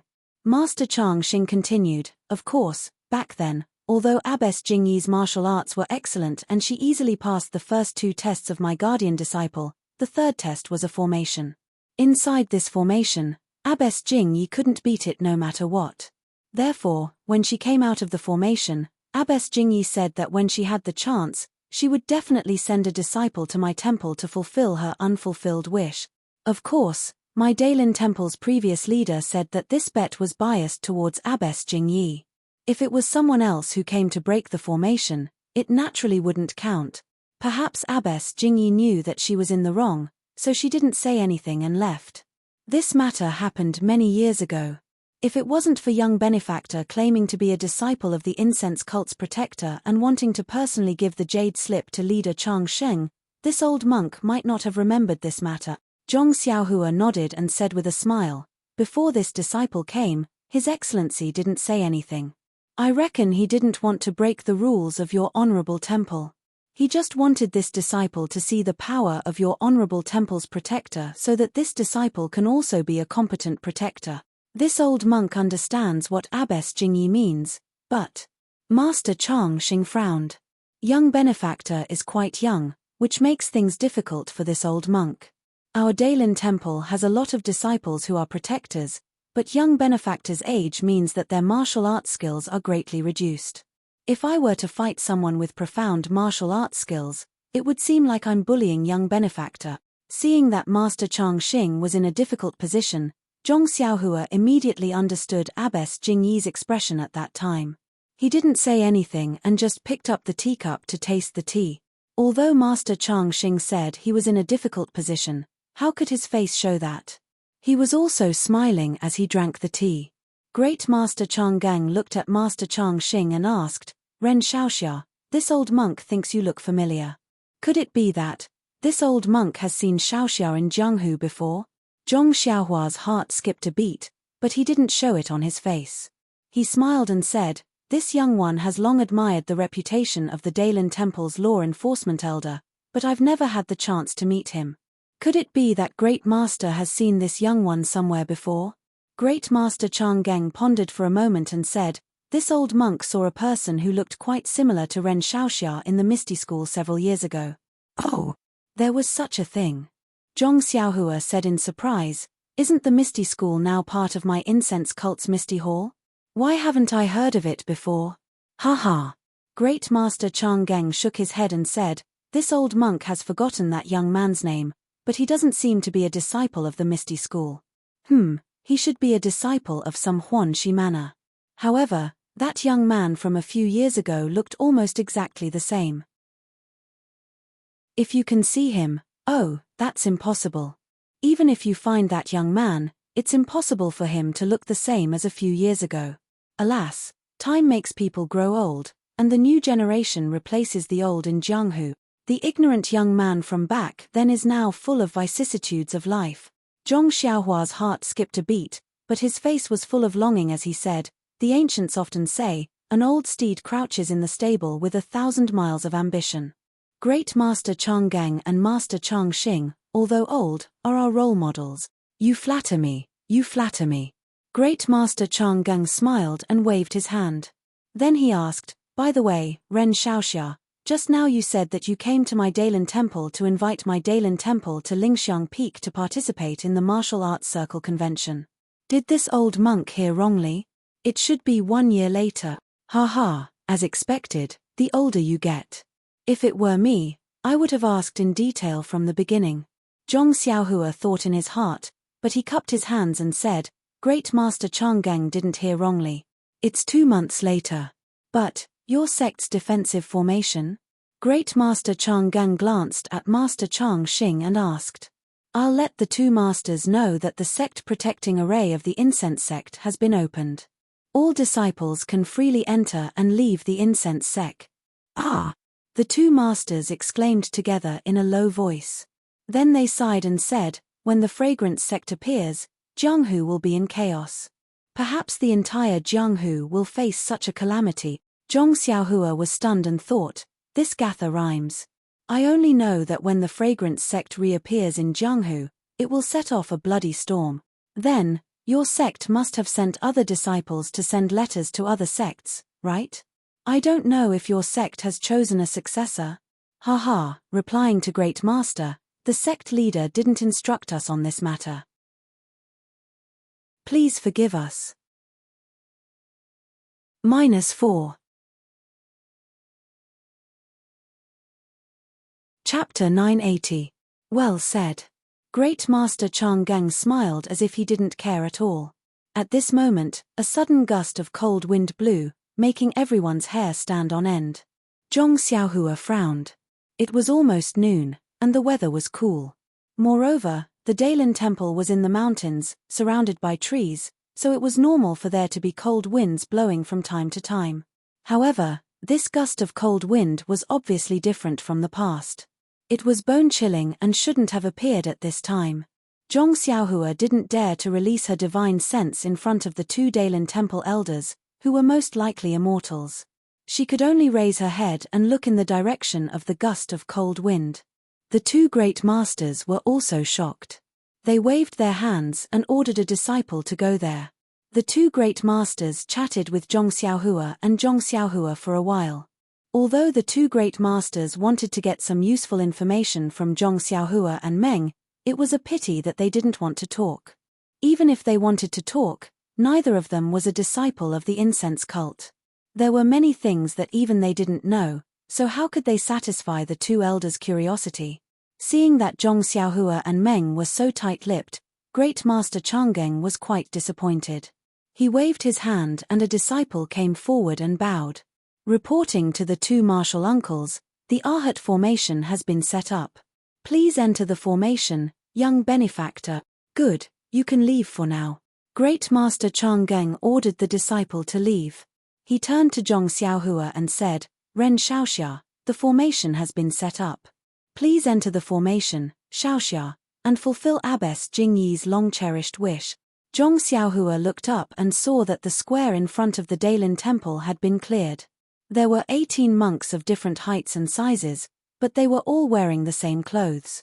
They held bronze rods in their hands and stood in a strange formation. The age difference between these 18 people was not that big. Each of them had a soaring aura. When these auras mixed together, it gave off an irresistible feeling. No one dared to underestimate them. "Grandmaster, you actually sent out 18 disciples of your esteemed temple to set up a formation to deal with a mere guardian disciple like me, isn't that?" The Great Master Chang'an laughed and said, "Who in Jianghu believes in fairness?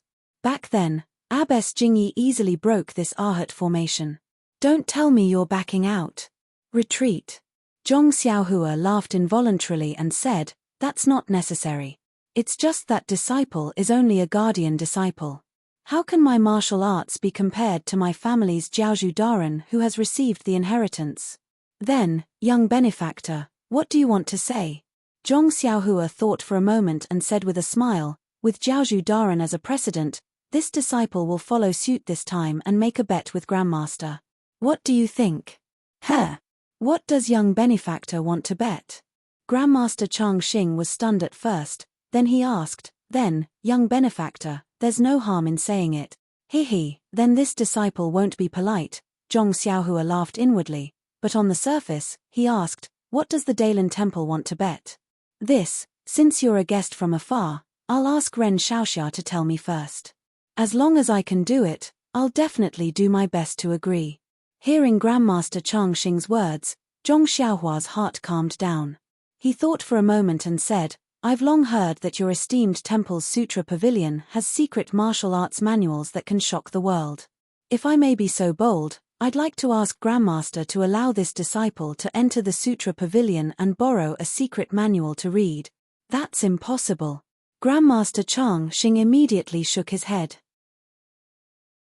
"Your esteemed temple and my temple are both great sects with 10,000 years of inheritance. My temple has the Sutra Pavilion, and your esteemed temple also has the Technique Inheritance Pavilion. My temple's inner strength cultivation techniques might not be comparable to your esteemed temple's cultivation techniques. Young benefactor, why do you want to seek something far away?" Zhong Xiaohua smiled bitterly and said, "Grandmaster should understand that our temple has always prioritized female disciples. Most of the secret manuals in the temple are for women. This disciple, although I've read some of them, none of them are suitable. I thank Grandmaster for his benevolence." Grandmaster Chang Xing still shook his head. Zhong Xiaohua thought for a moment and said, "Then, Grandmaster, can you lend me a sword or staff secret manual to read?" "Young benefactor, you're being too greedy. The sword techniques in the Sutra Pavilion are also secret manuals passed down through the Daylin Temple. How can they be passed down to outsiders? Then, this disciple can just find an ordinary staff or hammer technique manual. That should be fine, right?" Zhong Xiaohua probed. "This." Grandmaster Chang Xing was somewhat hesitant. He changed the subject and asked, "Young benefactor, what will you use as the wager?" Zhong Xiaohua scratched her head and said with a smile, "If I lose, I'll never set foot in the Daylin Temple again." "What do you think?" Fut Meng was drinking tea when it spat it out. What kind of wager is this?" When it heard Grandmaster Chang Xing's words, Meng felt that it was inconceivable. Now that Zhong Xiaohua had actually learned it, how could Meng not spit out its tea? "Young benefactor, you must be joking," Grandmaster Chang Xing said with a smile. Back then, Nun Jingyi was a disciple of inheritance and was also a candidate for the next head of the temple. Our Daylin Temple gave her face and made a wager with her. Nun Jingyi's wager should be her dignity as the next head of the incense cult. "Young benefactor, you don't seem to have such an advantage." "Alas, then. Forget it." Zhong Xiaohua's expression was lonely. She shook her head and said, "Although the head of the temple repeatedly ordered me to deliver this jade slip to Grandmaster Chang Sheng, but a general is in the field, and the monarch's orders cannot be obeyed. I didn't think that the rumors in Jianghu were wrong. The threshold to enter the Daylin Temple is too high. It's fine if I don't enter." Grandmaster Chang Xing was unmoved. He nodded and said, "Young benefactor's words are reasonable. However, this wasn't deliberately set up by our Daylin Temple. It was your Honorable Nun Jingyi's idea. If young benefactor doesn't want to, this poor monk won't force you." Zhong Xiaohua despised him in her heart. She scratched her chin and said, "Alas, this is the first time I've come out as a disciple of a guardian. If I don't meet the guardian disciples of your honorable temple, I'll feel like I'm missing something." Grandmaster Chang Xing looked at Zhong Xiaohua with a smile and didn't say anything. "Forget it." Zhong Xiaohua stomped her feet and took out a book from her bosom. She said, "This is the inner strength cultivation method bestowed by the head of the temple. Although it's not the top cultivation method of my incense cult, it's still a first-class technique in Jianghu. I'm not talented, but I'm willing to use this as a wager in exchange for a chance to enter the sutra depository. She then asked, Grandmaster Changxing, what do you think? Grandmaster Changxing glanced at Great Master Changgung. The two of them exchanged glances and nodded. Since young benefactor admires our Daylin Temple's martial arts so much, this old monk will make an exception. However, this old monk must say that if young benefactor wins, you can only look for things that don't involve inner strength cultivation methods in the sutra depository. You can only look at them in the Daylin Temple. You can't copy them or take them out of the Daylin Temple. Zhong Xiaohua nodded. That's how it should be. If I lose, the inner strength cultivation method will be the same. Hearing this, Grandmaster Changxing smiled bitterly. She was right. If one memorized the staff and sword techniques well, they could be memorized in a day or a few days. How could one memorize inner strength cultivation methods in such a short time? If Zhong Xiaohua remembered a single word wrongly, it would be a matter of life and death. In that case, Zhong Xiaohua would be at an advantage. Of course, if Grandmaster Changxing was serious, he could take a liking to him for a month. However, could Daylin Temple afford to lose face? Then, Zhong Xiaohua smiled and handed the book over. Grandmaster is an eminent monk. I'll leave this book with you for now. Grandmaster Changxing waved his hand. No need. It won't be too late to wait until the matter is settled. All right. Zhong Xiaohua put away the book and squinted at the 18 monks standing in the square. She said, then, this disciple will enter the array and try. Young benefactor, please enter the array. Grandmaster Changxing said again. If young benefactor knows that you're no match for them, you can just throw down your sword. Our Daylin Temple will not take advantage of the victory to pursue and attack. Thank you for your mercy, Grandmaster. Zhong Xiaohua smiled and walked into the Arhat array with Hanya in her hand. When the 18 monks saw Zhong Xiaohua enter the array, they all held their staffs and put their palms together. They said in unison, young benefactor, please give us some pointers. Zhong Xiaohua was stunned. She thought to herself, if I make a move now and can knock down one of them, won't this Arhat array be broken? Of course, this thought only flashed through her mind. She also cupped her fists and said, seniors of the Daylin Temple, please give us some pointers. After both sides finished greeting each other, the monks immediately held their staffs in their hands. Their eyes flashed fiercely. The 18 monks were divided into two groups. Like butterflies, they wandered around. The staffs in their hands constantly knocked on the ground as they walked, making irritating sound. Zhong Xiaohua was slightly taken aback when he saw that the 18 monks were circling around him instead of attacking him. However, when he heard the voice, he came to a realization. He activated God's guidance slightly, and the discomfort in his mind was immediately swept away. Then, Zhong Xiaohua released a little bit of his divine sense. In fact, ever since he saw Monk Kongchan, Zhong Xiaohua had been very careful to hide his cultivation and divine sense. On the other hand, he also raised his vigilance to see if there was any divine sense around him. However, when Grandmaster Changxing and Great Master Changgang appeared and talked for a long time, he did not see any divine sense. Perhaps the two grandmasters were self-conscious, or perhaps they did not put him in their eyes at all. Of course, it was also possible that the two grandmasters did not cultivate divine sense. However, no matter what, since he had already entered the array, Zhong Xiaohua could only release his divine sense a few feet. There should not be too much of a problem. Within her divine sense, Zhong Xiaohua was keenly aware that although the essence of the world in the Daylin Temple was not as rich as that of the fragrance cult, it was still much stronger than usual. Although the essence of the world had begun to recover, it would take several years or even decades to recover to the same level as that of the Daylin Temple. Furthermore, Zhong Xiaohua also sensed that although the 18 monks in this Arhat array had martial cultivation, their movements were rather methodical and their rhythmic tapping sounds were actually able to stir up the heaven and earth yuan qi, gradually drawing the yuan qi in the array towards them. -4. Chapter 981. As expected of a great sect with a legacy. It's not a joke to be able to stand for 10,000 years. Zhong Xiaohua couldn't help but admire them from the bottom of his heart. Of the 5 sects with immortal heritage, Zhong Xiaohua had seen 3 of them.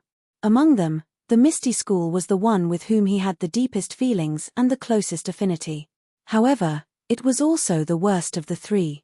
Basically, it only had martial arts and no traces of immortal heritage. Only a few forbidden areas in ethereal heights could prove that the Misty School was related to immortal heritage. Even sect leader Ou Peng was only at the level of martial arts, and not even at the peak. He didn't even have a trace of divine sense. On the other hand, the fragrance cult was full of immortal heritage.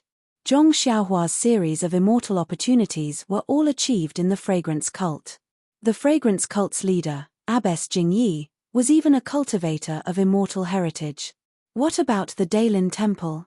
Although he hadn't seen Master Longevity yet, just by looking at the Yuan Qi of heaven and earth in the Daylin Temple and a few ordinary guardian disciples, he could already disturb the Yuan Qi of heaven and earth with the formation of martial arts.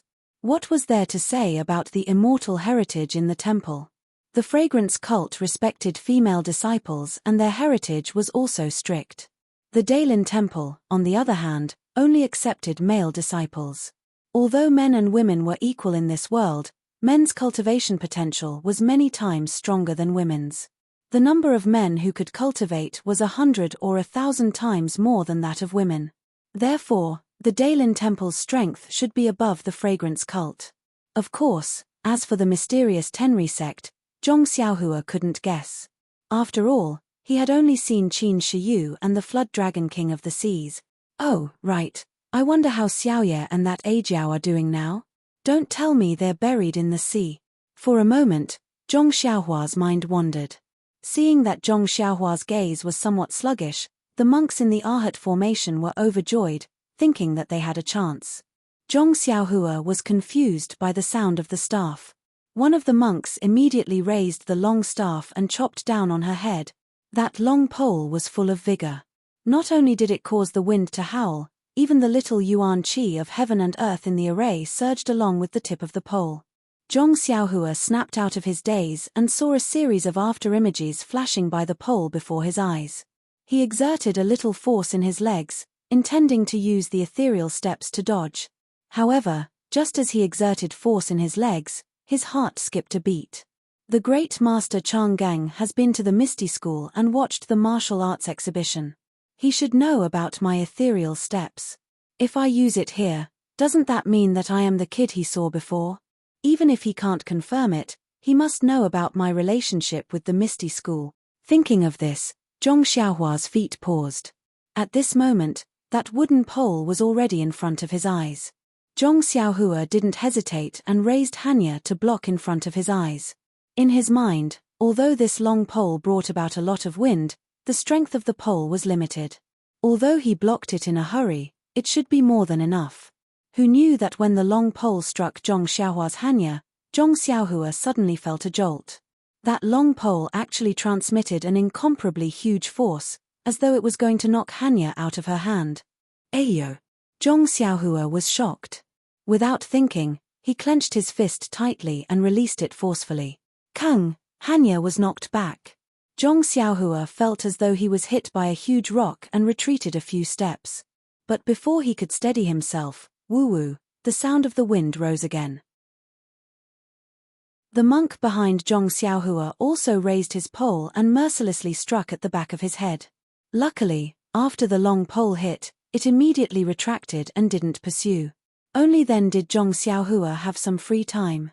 He turned his body slightly and used Hanya to block the long pole behind him. This time, Zhong Xiaohua didn't dare to be negligent. He used a total of 70% of his strength to block that long pole. It was still the same huge force as before. Zhong Xiaohua's arm was slightly sore and he borrowed the force to retreat a few steps. He wanted to dissipate the force. Who would have thought that after the second strike, there would be another long stick coming from his left arm? My God!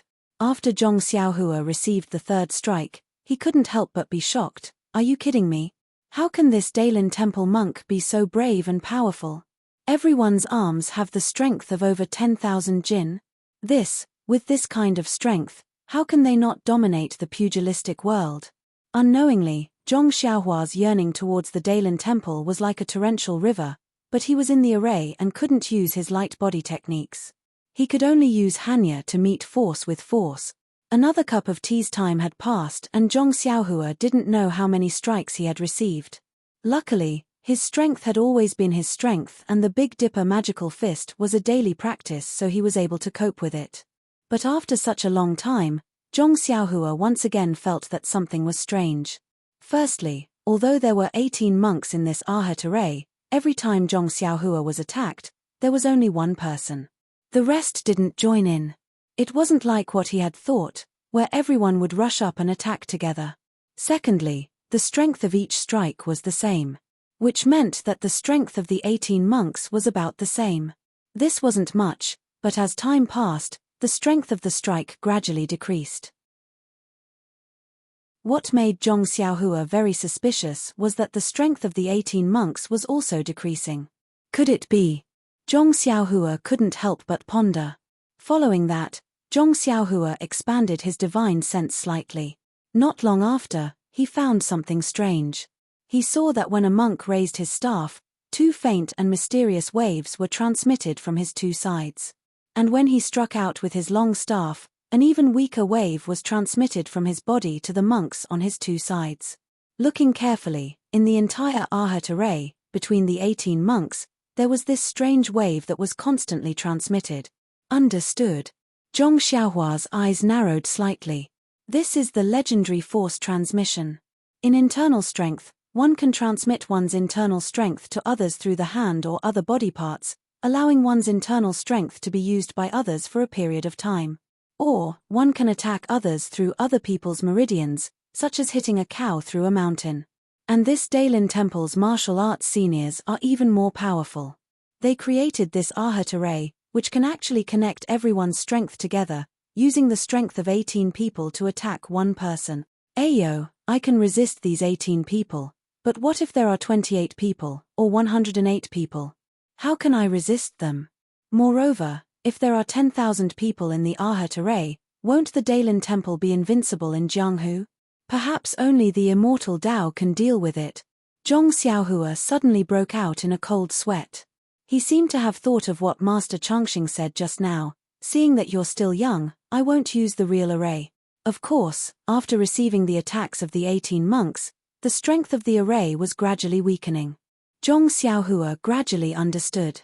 Since he entered the array, the Daylin Temple's monks first used the sound of the rods to disturb his mind, then used the long rods to attack, creating a situation where the one who makes the first move gains the advantage. Stick after stick, the 18 monks' strength flowed between the rods.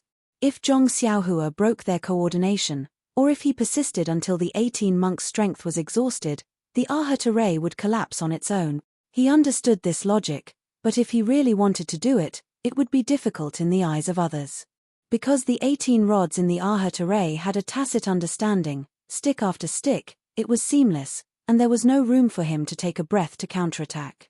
But if he had to fight against 18 people and exhaust his strength, it was impossible for an ordinary person to even think about it.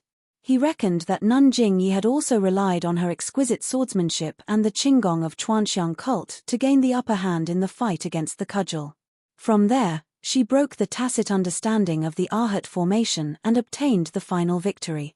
However, these two methods of breaking the formation were as easy as drinking water for Zhong Xiaohua. Once he understood the true essence of the Ahat formation, he naturally had a plan in his heart. Exhausting the strength of the 18 monks was indeed a waste of time. Furthermore, he still had 2 more stages to pass in the future. There were still uses for him to conserve his strength. As for Qinggong and swordsmanship, Zhong Xiaohua didn't want to embarrass himself with them, so the only thing left was to use strength to defeat the enemy. Zhong Xiaohua let out a long laugh, and said, "Many thanks for the guidance of the senior brothers of the Daylin Temple, this one is going to make his move."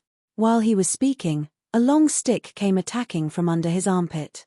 Zhong Xiaohua held Bo Ri horizontally, and used his strength to chop down diagonally. Dang! It hit the long stick. In his spiritual sense, he saw that the monk on the other side was about to make his move. Bo Ri didn't stop, and directly waved. Woo! Before the monk made his move, Bo Ri had already struck his long stick. Seeing that Bo Ri had anticipated the enemy and suddenly appeared in front of him, the monk was greatly alarmed. His long stick trembled slightly, and before the other 17 monks' strength could reach him, he made his move. Who would have thought that Zhong Xiaohua would only lightly strike Bo Ri on his long stick, and then move his body to the side? Bo Ri rushed towards another disciple who was about to make his move. That disciple was even more anxious. According to the Arhat formation, the next one to make his move would be him. Moreover, this sequence wasn't the same every time. No matter what, he couldn't believe that Zhong Xiaohua would actually attack him before he was completely unprepared. He had no choice but to fight back. As long as he waved his long stick, he would strike. However, he wasn't in a hurry to make this move, and the flow of his strength was interrupted. This strike only had his own strength, so how could it compare to Zhong Xiaohua's Bo Ri? Just as he was about to be hit by Zhong Xiaohua's Bo Ri, he heard praise from outside the formation. Good move. Young benefactor, not only do your internal strength is profound, your mind is even more meticulous. You actually guessed which disciple made the move, and you can still maintain such a calm mind in this dangerous situation. Even Abbess Jingyi from that year couldn't compare. Hearing Reverend Chang Xing's words, Zhong Xiaohua held Bo Ri in his hand and laughed. Not at all, Reverend Leader's wisdom is as vast as the sea. This disciple can't compare to you. Being able to find a way to break the Arhat formation is also a great fortune. -4. Chapter 982. After hearing Master Chang Xing's words and seeing Zhong Xiaohua stop, the Arhat formation also stopped. Knowing that the formation had been broken, all the monks' faces were filled with shame. You can leave now. Great Master Chang Geng said expressionlessly, remember, there is always someone better than you. Although Ren Xiaoxia is young, his martial arts are strong and his inner strength is rare. You all underestimated him from the beginning. Thank you for your teachings, martial uncle. The 18 monks put their palms together and bowed before retreating. Meng, who was beside Great Master Chang Geng, anxiously ran over and asked softly, how are you? Are you injured? Zhong Xiaohua nodded slightly at her and smiled, thank you for your concern, senior sister. Meng pursed her lips and smiled, not saying anything else. A monk in black walked quickly to Master Chang Xing with a heavy expression and whispered a few words into his ear. Master Chang Xing raised his white eyebrows and was somewhat surprised. He inadvertently looked at Zhong Xiaohua and gave a few more instructions. The monk then walked away. Zhong Xiaohua felt a bit strange. Something must have happened in the Dailin temple. However, he didn't cause any trouble, so Master Chang Xing shouldn't have any reason to suspect him. It was rare for Zhong Xiaohua to be so magnanimous. All right, young benefactor, I didn't expect you to break the Arhat formation so easily. It really exceeded my expectations. Master Chang Xing said with a smile. Master, you flatter me. I still have to thank you for your mercy. If there were a few more people, I definitely wouldn't have been able to break the formation. Zhong Xiaohua said modestly. Master Chang Xing smiled and said, this Arhat formation has a base of 9. There are at least 9 people, then 18, 27, until 81 people.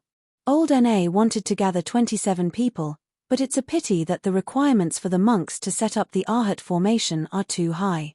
The 18 people that young benefactor saw just now grew up together, ate and drank together, and practiced together. Among them, many people were eliminated before these 18 people were selected, and they were able to communicate with each other in mind. Alas, even if that is the case, just now, if that disciple had ignored young benefactor's long sword, when the focus of the formation had shifted to him, young benefactor might not have been able to break it so easily. It's just that, between life and death, who can blame him? Zhong Xiaohua came to a realization and nodded. What Master said makes sense. All right, let's not talk anymore. Would you like to take a rest? Master Chang Xing asked. That day, your honorable sect's Shatai Jingyi also rested for half a day before continuing the next match. Zhong Xiaohua pondered for a moment and said, that's fine. Since Cult Master has learned from his mistakes, how can this disciple not follow? Millimeter, very good. This old monk has some mundane affairs to deal with. Young benefactor, please rest for the time being. This old monk will return in a moment, and then I will pass through the next stage. Soon after, the two masters got up and went to the place where the cold wind came from. Zhong Xiaohua and Meng sat under a tree, accompanied by a monk who was in charge of receiving guests. So something happened to the Dailin temple. I was wondering why they kept telling me to rest. They even used Shatai Jingyi's story. Zhong Xiaohua looked at the monk who was brewing tea and asked, "Master, may I ask where senior brother Kongchan went?" The monk was a little embarrassed. Martial Uncle Kongchan has something important to do. Perhaps young benefactor will see him in a while. Zhong Xiaohua was speechless, but Meng scolded, Why did you create so many problems? What are you thinking of doing? Cult Master also didn't say that we would embarrass the Dailin temple for no reason. It's precisely because of the previous embarrassment that Cult Master didn't specifically warn us. Think about it, Cult Master promoted me to a guardian disciple for no reason. Wasn't it because he valued the strength of my arms? He didn't even ask about my background. Now that I think about it, he had already made up his mind. Even if I didn't break through the array today, he would still want me to help him gain face in the future. Meng also suddenly understood. That day on Lingering Fragrance Peak, she only reunited with Zhong Xiaohua and obtained the Cult Master's permission. She didn't think much about these details. Now that Zhong Xiaohua mentioned it, wasn't it exactly the same? But, you don't have to take out our fragrant religion's internal cultivation method as a wager. If Cult Master finds out, seeing that Meng was worried about her, Zhong Xiaohua's heart warmed up. She said, although it's a bit dangerous, I don't know what's so scary about the next 2 trials, but Cult Master has passed these 3 trials, and he thinks that I can do it. Perhaps I really can. This internal cultivation method is just a wager. If I don't lose, can Cult Master still scold me? What's more, do you think the mental cultivation method that the hierarch gave me is the best mental cultivation method in our fragrant cult? Meng was speechless. The Dailin temple benefited. It's not a big deal. Grandmaster Chang Sheng can tell Cult Master that our Dailin temple has seen your internal cultivation method. What about your protector disciple? If you don't say anything, who will know? Meng rolled her eyes at him and said, Your little abacus is really good. That's right. This one is called the Golden Abacus in Jianghu. Ren Xiaoyao. After a while, Grandmaster Chang Sheng and Great Master Chang Gang returned. Their eyes were slightly gloomy, but their faces were smiling. They said, Young benefactor, have you rested well? Zhong Xiaohua stood up and said, Many thanks, Grandmaster. I have rested well. Please advise me. Good. Great Master Chang Gang smiled and waved his hand. The door of the Dailin temple opened. A middle-aged monk wearing a moon-white frock slowly walked out with a weapon similar to the sword embryo in Zhong Xiaohua's hand in his arms. Zhong Xiaohua's eyes first fell on the monk's face. She was slightly startled. Wasn't this the Kongchan monk she saw on the mountain just now? When her eyes fell on the weapon in Kongchan's arms, she was even more surprised. The weapon looked like a long sword, but it was not a long sword. If it was a sword embryo, it was 100 times more complicated than a sword embryo. The top of the weapon was like a sword tip, but it was divided into 4 sides. Next, there was an undulating bump. This bump was engraved with strange patterns. The patterns were divided into several small sections, and between each section, there was a slight bulge. Then, there was a handle, which should be the place to hold the weapon. Finally, there was a statue's head. The statue's face was very ferocious, baring its teeth. It was abnormally fierce. Knowing that Kongchan was the host of the second test, Zhong Xiaohua walked forward with the sword in her hand. After the two greeted each other, Kongchan said, Benefactor Ren, I didn't expect your martial arts to be so profound. You actually broke the Great Arhat formation so easily. I have no choice but to see your martial arts. Zhong Xiaohua nodded. It turns out that Grandmaster Kong-chan is also a protector's disciple. I was rude just now. By the way, what is the weapon in Grandmaster's arms? Why does it look so different from ordinary long swords and other items? Hee. Kong-chan held the weapon's handle with one hand. His face flashed with a green light. He waved the weapon and said proudly, "This is a treasure passed down by the Dailin Temple from 10,000 years ago. It is called the demon-subduing pestle. It is the weapon in the hands of my protector's disciple." Demon-subduing pestle? Zhong Xiaohua was enlightened. He secretly placed a wisp of his spiritual will on the demon-subduing pestle. Indeed, there was a large amount of heaven-earth yuan qi on the pestle. From top to bottom, from inside to inside, it was unknown how many talismans had been added to it. Between the bumps and the fine lines, there was a fluctuation of talismans. I wonder if this demon-subduing pestle, is there anything special about it? I hope Senior Kong-chan can enlighten me. This demon-subduing pestle is used by the outer sect protectors. It is a treasure used to subdue demons and devils. This poor monk doesn't fully understand the wonders of it. It is a shame to say that in this poor monk's hands, this demon-subduing pestle can only be used as an ordinary weapon. The only special thing is that this demon-subduing pestle is as light as a piece of grass in this poor monk's hands. But when used against those of the unorthodox path, it is as heavy as a mountain. Zhong Xiaohua couldn't help but suck in a breath of cold air when she heard this. Oh my, this kind of thing is still not satisfied. You are holding a piece of grass, and when used against me, it is as heavy as a mountain. This immortal weapon is really indescribable. Moreover, this is clearly using an immortal weapon to bully a martial weapon. Who can beat you? Zhong Xiaohua muttered to herself. But now that they had reached the second stage, Zhong Xiaohua could only brace herself and step forward. Senior Kong-chan, I am not from the unorthodox path. If this demon-subduing pestle hits me, it won't be as heavy as a mountain, right?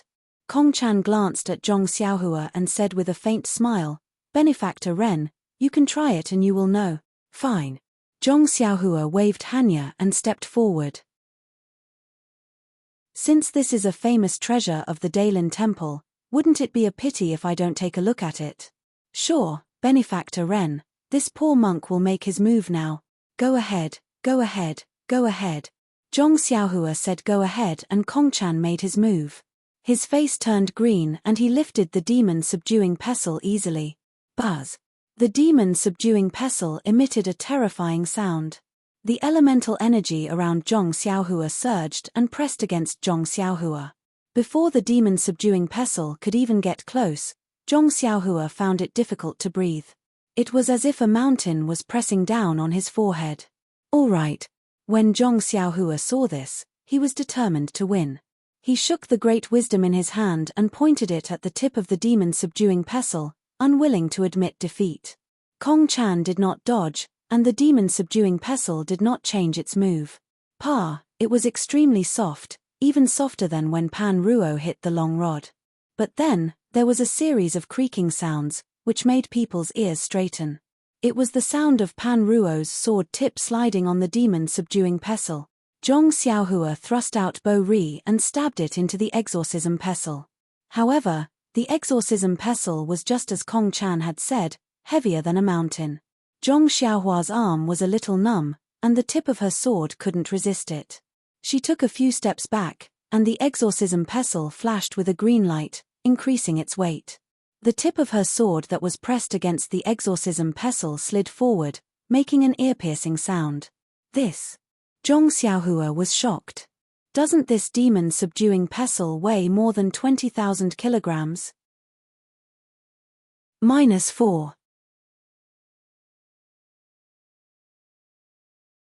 Chapter 983. Monk Kong-chan was right. 20,000 jin was as heavy as a small mountain for a martial arts expert, not to mention an ordinary person. When this exorcism pestle hit a person's body, it was as heavy as a mountain. However, strength was Zhong Xiaohua's forte. With the fist of the North Star honing his bones every day, the strength in his arms was constantly increasing. Although 20,000 jin of strength sounded shocking, It was not unattainable for Zhong Xiaohua. Moreover, when Zhong Xiaohua received Kongchan's exorcism pestle, he already had a plan in mind. Although monk Kongchan was a guardian disciple and his arms were not weak, far from Kong Jian's, Zhong Xiaohua believed that his single-arm strength definitely did not exceed 20,000 jin. As for why he could wave the exorcism pestle around like it was a piece of grass, it could only mean one thing. He used his mana. He used his mana to drive the talismans on the exorcism pestle, causing it to produce a huge amount of weight. This method of exchanging mana for weight was unique to the immortal Tao.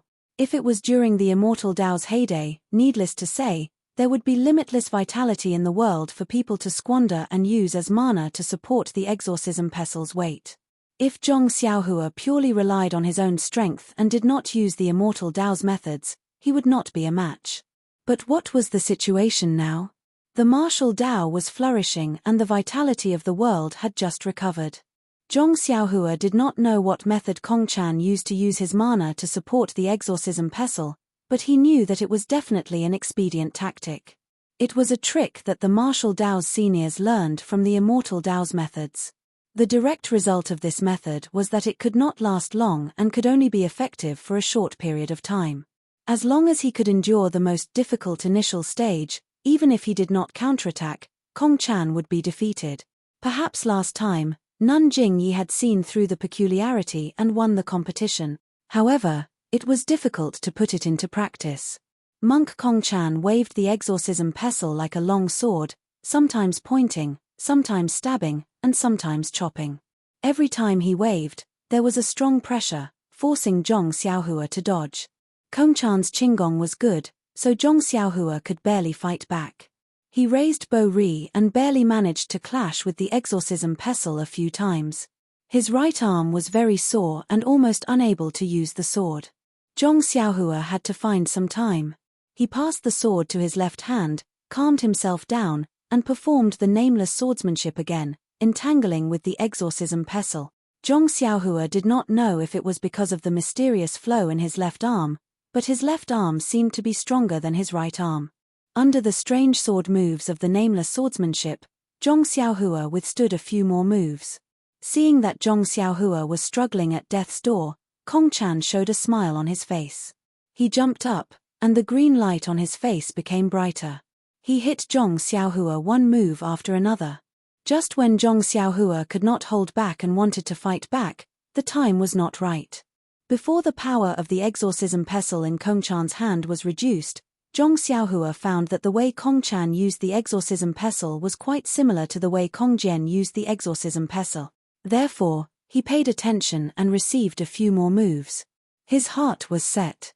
He held Pan Ruo in his right hand, laughed, and said, "Senior brother Kongchan, be careful." Pan Ruo did not touch the exorcism pestle. The tip of the sword was pointed at the floor of the exorcism pestle. Ouch! Kongchan was stunned. Then, he circled the exorcism pestle and wanted to hit Pan Ruo. However, Zhong Xiaohua's Pan Ruo was like a fish in water. It pierced Kongchan's back through the gap and did not entangle with the exorcism pestle. Therefore, there was no sound of weapons clashing on the field. The two changed their method of fighting force with force. The two weapons did not touch each other again. Outside the field, Great Master Changgeng's face was a little ugly. He said in a low voice, "Ren Xiaoxia is really smart." He found Kongchan's weakness after fighting for a while. Although Kongchan seems to be lifting heavy weights easily, he actually consumes a lot of energy. If he continues to fight like this, he will lose in the end. Great Master Changxing smiled. With Abbess Jingyi's temperament, she must have told him earlier. There's nothing to be surprised about. He's just a kid. If he didn't have someone to guide him, how could he see the clues? Didn't you see how Kongchan wields the exorcism pestle like a lamp? Who knows if he can hold on for long? Back then, Abbess Jingyi was also forced to use the qinggong of the incense cult. Luckily, she found the exorcism pestle's weakness. But, if that's the case, Ren Xiaoyao should have started to fight when he first entered the array. Great Master Changxing ignored him. He looked at the field and murmured, "I didn't expect Abbess Jingyi to be so narrow-minded." It's been so many years and she still remembers this. If we had known earlier, we would have changed our method. We can only use the old method in a hurry. Using the old method is enough to show the mercy of our Daylin Temple. If Ren Xiaoyaro can pass the 3 trials, it can be considered our Daylin Temple's generosity. It can make up for Abbess Jingyi's face. If he can't pass the 3 trials, then Abbess Jingyi will have nothing to say. The disciples of the incense cult will also become the laughingstock of Jianghu. This Ren Xiaoyaro is also cunning. He actually wanted to peek into our sutra depository. Senior Marshal Brother, do you think this is Abbess Jingyi's order? Maybe, but I think this Ren Xiaoyaro is also strange. It's obvious that his internal energy is strong. He blocked the Aha to raise long rod and the exorcism pestle, but why didn't he use Qinggong? Back then, Abbess Jingyi relied entirely on the incense cult's Qinggong. Could it be that the incense cult's Qinggong isn't good enough for him? Or maybe he doesn't think it's suitable, so he wants to look for it in our Daylin Temple? If he's a disciple of the Daylin Temple, of course he has the Qinggong to practice. He's just a disciple from another sect. How can our Daylin Temple give away our sect's Qinggong? What we promised him was only the sword and staff techniques. We won't accept anything else. Well, then we'll have to see who can last until the end, Ren Xiaoyaro or Kong Chan. Let's hope Kong Chan can hold on. Sigh, there hasn't been any abnormalities in the Forbidden Wind Valley for a long time. Why did it suddenly change today? If it doesn't work, we'll have to think of other ways for the 3rd round.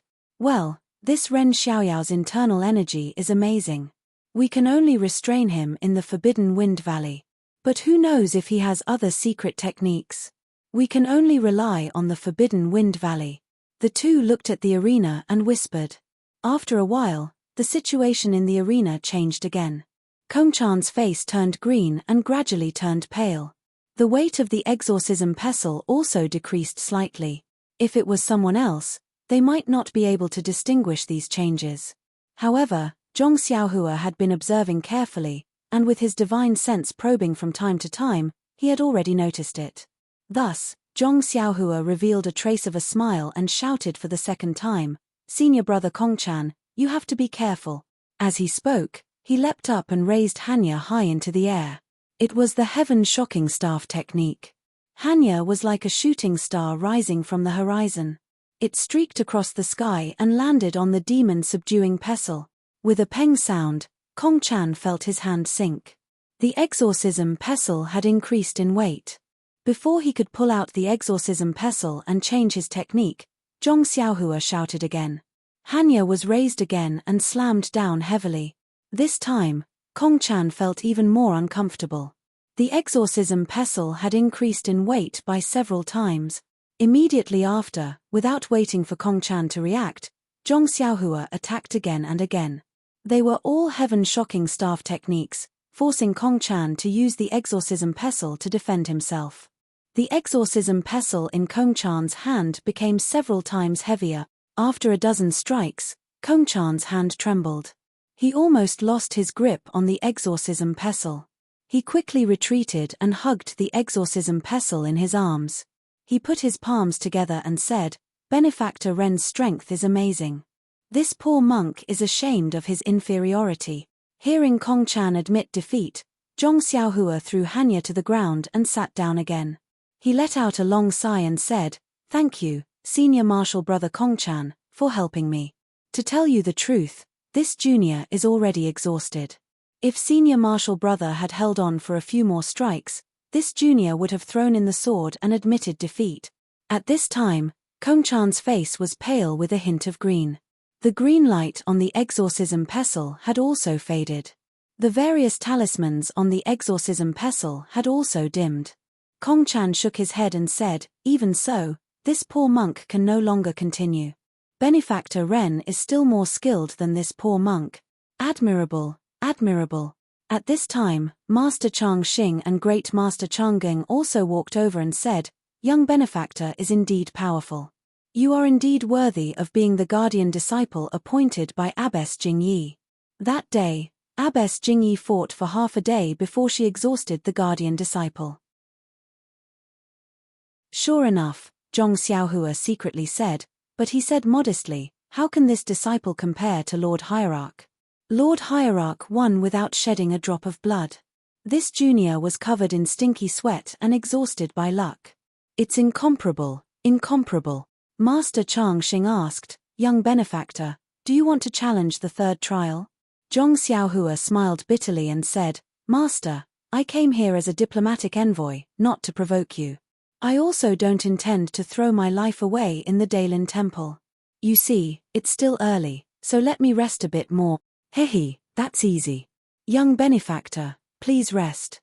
This old monk will go and prepare. After 2 hours, I will send a disciple to bring you two over. Go over. Zhong Xiaohua was stunned and said, not in this square? Yes, the third trial is in another place. Master Chang Xing didn't seem to intend to explain. Zhong Xiaohua chatted with Meng for a while and drank some tea. She looked at the sun in the west and 2 hours passed quickly. Monk Kongchan changed into a green monk robe and came over with a smile. Benefactor Ren, have you rested well? It's about time. How is senior brother? Haha, thank you for your mercy, almsgiver Ren. I'm just a little exhausted. I'll be fine after taking some pills. Looking at Kongchan's slightly flushed face, Zhong Xiaohua nodded and said, the Daylin Temple's medicinal pills are also famous. I'll have to ask senior brother to send me some later. That's easy to say. When benefactor Ren leaves, I'll definitely present it. Kongchan smiled and said, now, please follow this poor monk.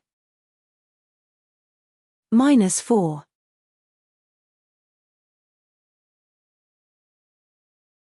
Chapter 984. Where is the third test? Zhong Xiaohua asked curiously. After thinking for a moment, Kongchan whispered, the third test is in the Forbidden Wind Valley of the other temple. Forbidden Wind Valley? Zhong Xiaohua asked curiously, why is it placed there? Kongchan smiled mysteriously and did not answer. At this time, the setting sun was as red as blood. Under Kongchan's lead, Zhong Xiaohua and Meng came to a valley. They saw that the valley was bare without any trees or flowers. Even the stones on the ground were not small. They were all huge. The most peculiar thing was that the surface of these stones was not like the usual. The surface was round and looked very smooth, but when you touched it, there were many fine marks. The two of you, please come this way. Kongchan put her palms together and whispered. She led the two into the valley. After walking for an incense stick's worth of time, they came to a small open space. At this time, there were many people standing in the open space. In addition to Master Chang Xing and Great Master Chang Geng, there was a big man who was half a body taller than Zhong Xiaohua. This big man was not only tall, but also had a lot of meat on his body. Except for a few places that were wrapped in cloth, the rest of his body was naked. A layer of oil flashed on his naked body. Under the light of the setting sun, the thick meat on his body jumped, showing the strength of his body. His bald head was also shiny with oil. When the big man saw Zhong Xiaohua coming, he frowned slightly and reached out to touch his shiny head. His hand was like a palm leaf fan and his fingers were almost as thick as a radish. Seeing this big man, the monk standing next to Great Master Chang Geng, Zhong Xiaohua did not need to look carefully. This big man must be her opponent for the third test. Woo! A cold wind blew from the valley, making Zhong Xiaohua involuntarily shrink her neck. The other monks in the valley had a slight change in expression. Seeing this, Kongchan hurried a few steps and said, reporting to the two martial uncles, Ren Xiaoyaro, a guardian disciple of the incense order, and Zi Xia, an inner disciple of Mo Xian Gong, are here. Then, he stood to the side. Master Chang Xing looked at Zhong Xiaohua and said with a smile, Benefactor Ren, have you rested well? Has your internal energy recovered? Inner force. Zhong Xiaohua was stunned and immediately cupped his hands and said, many thanks for Master's understanding. Everything has been restored. Master, please guide the third round. That's good. Master Chang Xing nodded. He pointed to the big man next to him and said, this is my Daylin Temple's guardian Vaja Kongju. He will be your opponent for the third trial. Greetings, Benefactor Ren. Kongju put his palms together and said in a muffled voice. Greetings, senior brother Kongju. Zhong Xiaohua returned the greeting with a smile. After seeing senior martial brother Kongju's appearance, I feel ashamed of my own inferiority. I don't have the heart to fight anymore. Ha ha ha, Kong laughed loudly, and the flesh on his body trembled like flowing water.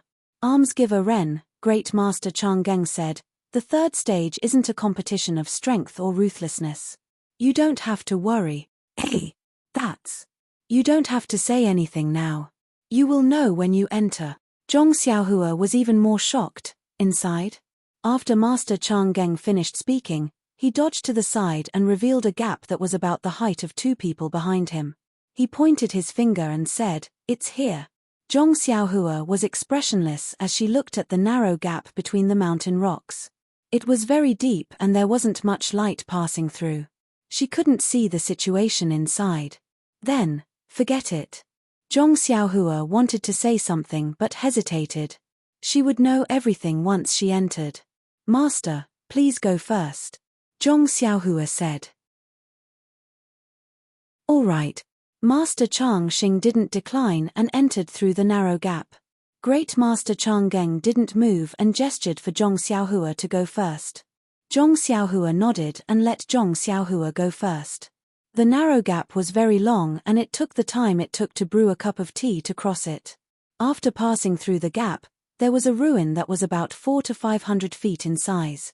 This ruin was slightly different from the fragrant cult Huanshu. There was a platform that was about the height of a person and there were many large and thick stone pillars evenly distributed. The top of the stone pillars was empty and they pierced the sky. There were many broken rocks, glazed tiles, and green bricks on the platform that were piled up messily. Master Chang Xing didn't explain and walked up a slanted staircase to the platform. There was a narrow path that led to the center of the ruin. As soon as Zhong Xiaohua stepped on the platform, she immediately felt that something was wrong. The true qi in her meridians was supposed to hide her cultivation and stay dormant, but at this moment, it was really stagnant. Moreover, as Zhong Xiaohua went deeper into the center of the platform, her true qi became more and more immobile. Although Zhong Xiaohua didn't dare to use her true qi because she was behind Master Chang Xing, she could clearly feel that there was a restriction on the platform that could imprison a person's cultivation. When she followed Master Chang Xing to the center of the platform, there was an open space with a radius of 10 feet. Zhong Xiaohua suddenly understood why Abbess Jingyi was defeated in this trial. At this moment, the true qi in Zhong Xiaohua's meridians had already solidified. She couldn't control or mobilize her true qi as she wished. Zhong Xiaohua also risked releasing her divine sense, but no matter what, she couldn't separate it from her body. She then looked at the bronze cauldron and thought about the burly man behind it. Needless to say, this trial was definitely a competition of strength. The restriction on the platform could imprison true qi, so presumably, it also had an effect on internal energy. In that case, Abbess Jingyi's internal energy, which she had painstakingly cultivated, wouldn't be of any use. Any qi practitioner or martial arts expert who came here would be the same as an ordinary person. They would have to rely on their own strength to do the talking. Not to mention this burly man who had painstakingly cultivated his strength, even an ordinary Jianghu man would have more strength than Abbess Jingyi. Thinking about how Abbess Jingyi's martial arts were outstanding, yet she actually lost to an ordinary Dailin Temple monk in this Forbidden Wind Valley. How could she swallow this humiliation? When everyone arrived, Master Chang Xing said with a smile, "Benefactor Ren, now that you're here, you should have a clear idea of the situation, right?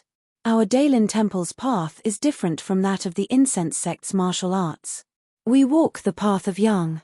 The Dailin Temple's guardian disciples have to train their strength from a young age. They have to draw water from a distant mountain spring without spilling a single drop on the way. Then, they have to practice the Dailin Temple's special body tempering technique to increase their strength. Finally, they can practice our Dailin Temple's immortal cultivation technique and wield the demon-subduing pestle. Presumably, after passing the first two trials, young benefactor will understand that strength is indispensable among our Dailin Temple's guardian disciples. All of the challenges are based on strength. Although young benefactor was different from your esteemed abbess Jingyi in that you didn't use your lightness technique and relied on your profound internal energy to pass the first 2 trials, the last trial will test young benefactor's physical strength. Young benefactor must have used his internal energy. On this platform, all forms of internal energy are useless. This disciple understands. Zhong Xiaohua bowed and said, "It means that I have to compete with senior Kongju in terms of strength without using my internal energy." Yes. Not only can young benefactor's internal energy not be used, but this old monk and the others can't use their internal energy either. Therefore, young benefactor doesn't need to worry about fairness. Seeing Zhong Xiaohua nod, Master Chang Xing took out a small bell from his bosom and said, "This old monk has an immortal inheritance magic tool. It's a set with the evil subduing cauldron. Young benefactor must know the divine abilities of immortal inheritance magic tools. This evil subduing cauldron weighs 5,000 jin.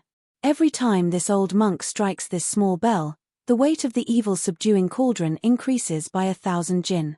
Hey! There's such a miraculous thing." Zhong Xiaohua was stunned and looked curiously at the small bell in Great Master Chang Geng's hand. Although Zhong Xiaohua was strong, this strength came from cultivating the fist of the North Star and using the warm current to temper the bones in his body. It was pure physical strength. When he was fighting with Kong Chan, he already felt that it was amazing when he saw the evil subduing pestle changing its weight with mana.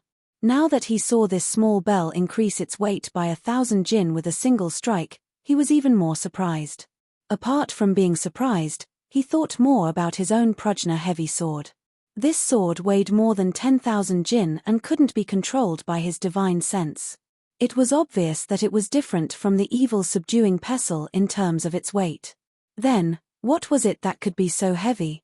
Zhong Xiaohua couldn't help but look forward to it. Moreover, he gradually had a vague idea in his mind. This idea sounded a little unimaginable now. Whether it would work or not, he would have to wait until Zhong Xiaohua's cultivation level gradually increased before he could verify it. Benefactor Ren, don't be surprised. There are thousands of Buddhist techniques that are shocking. This is just a simple practical method. Great Master Chang Geng smiled and said, "The test for this stage is simple. Junior Kongju and Benefactor Ren will each step forward and take turns lifting the same weight. I will wait for both of you to lift the evil subduing cauldron and increase its weight until one of you can no longer lift it. Haha, what if both of you can't lift it in the end?" Zhong Xiaohua laughed. "That's easy." Great Master Chang Geng squinted and said, "I will strike the bell again and reduce the weight of the evil subduing cauldron by 100. Meng pursed her lips and smiled. Zhong Xiaohua scratched his head and said, "Buddhist artifacts are indeed powerful." Then, he cupped his hands and said to Kongju, "Senior Kongju, as the host, you should go first. Let me see how you lift it." Kongju snorted and strode forward. His footsteps were so heavy that the platform shook a few times. Kongju walked to the front of the evil subduing cauldron, bent down, and grabbed the legs of the cauldron. He tested it and shouted, "Rise." The huge evil subduing cauldron rose in response.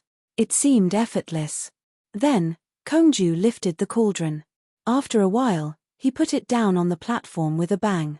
Fortunately, the platform was very clean and there was no dust. Under Great Master Chang Geng's smiling gaze, Kongju walked back to his seat and looked at Zhong Xiaohua from the corner of his eyes. He seemed to be provoking her. Seeing this, Zhong Xiaohua didn't stand on ceremony and walked to the front of the evil subduing cauldron. She bent down, leaned forward, and held the evil subduing cauldron with one hand. She didn't even bother to shout "Rise." She just gritted her teeth and the evil subduing cauldron was lifted up with a whoosh. Master Changeng's eyes flashed with a strange light when he saw how easy it was to lift something heavy. He was extremely surprised. After Zhong Xiaohua put the cauldron on the ground, Great Master Chang Geng nodded and said, "Abbess Jingyi is indeed meticulous. It must have been hard on her." Then, he picked up the small bell and it rang with a dong. -4.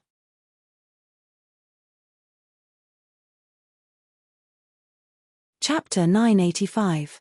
Zhong Xiaohua's divine sense couldn't leave her body, so she couldn't see the changes in the chi of heaven and earth around the evil suppression cauldron.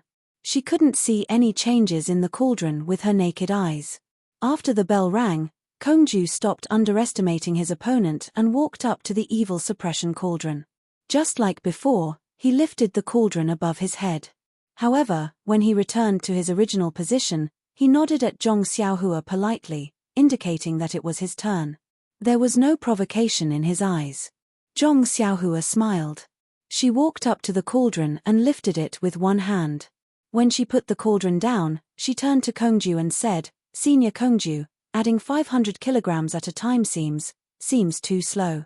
I think we should ask Master Changxing to strike the cauldron 10 times at a time and add another 10,000 kilograms. What do you think?" This. Kongju was a little embarrassed. After thinking for a while, he gritted his teeth and said, "Junior brother Ren, what do you think? Adding another 2,500 kilograms at a time? Oh, that's fine. I just think it's too slow to add it bit by bit. 2,500 kilograms is fine too." Zhong Xiaohua agreed. Master Changxing sighed. The small bell in his hand moved rapidly and he struck it 5 times in a row. According to Master Changxing's explanation, the evil suppression cauldron should weigh 11,000 kilograms. "After you, Senior Kongju." Zhong Xiaohua moved to the side. Kongju walked up to the evil suppression cauldron. He wasn't as relaxed as before. First, he moved his wrists a little. Then, he took a deep breath and grabbed the legs of the cauldron with both hands. After testing it, he shouted, "Rise." Then, he lifted the cauldron above his head. However, when he put it down this time, he wasn't as relaxed as before. It was almost as if he had thrown it to the ground. "Okay, it's Almsgiver Ren's turn." Kongju let out a long sigh and moved to the side. Zhong Xiaohua walked up to the evil suppression cauldron. She still used her left hand to test it.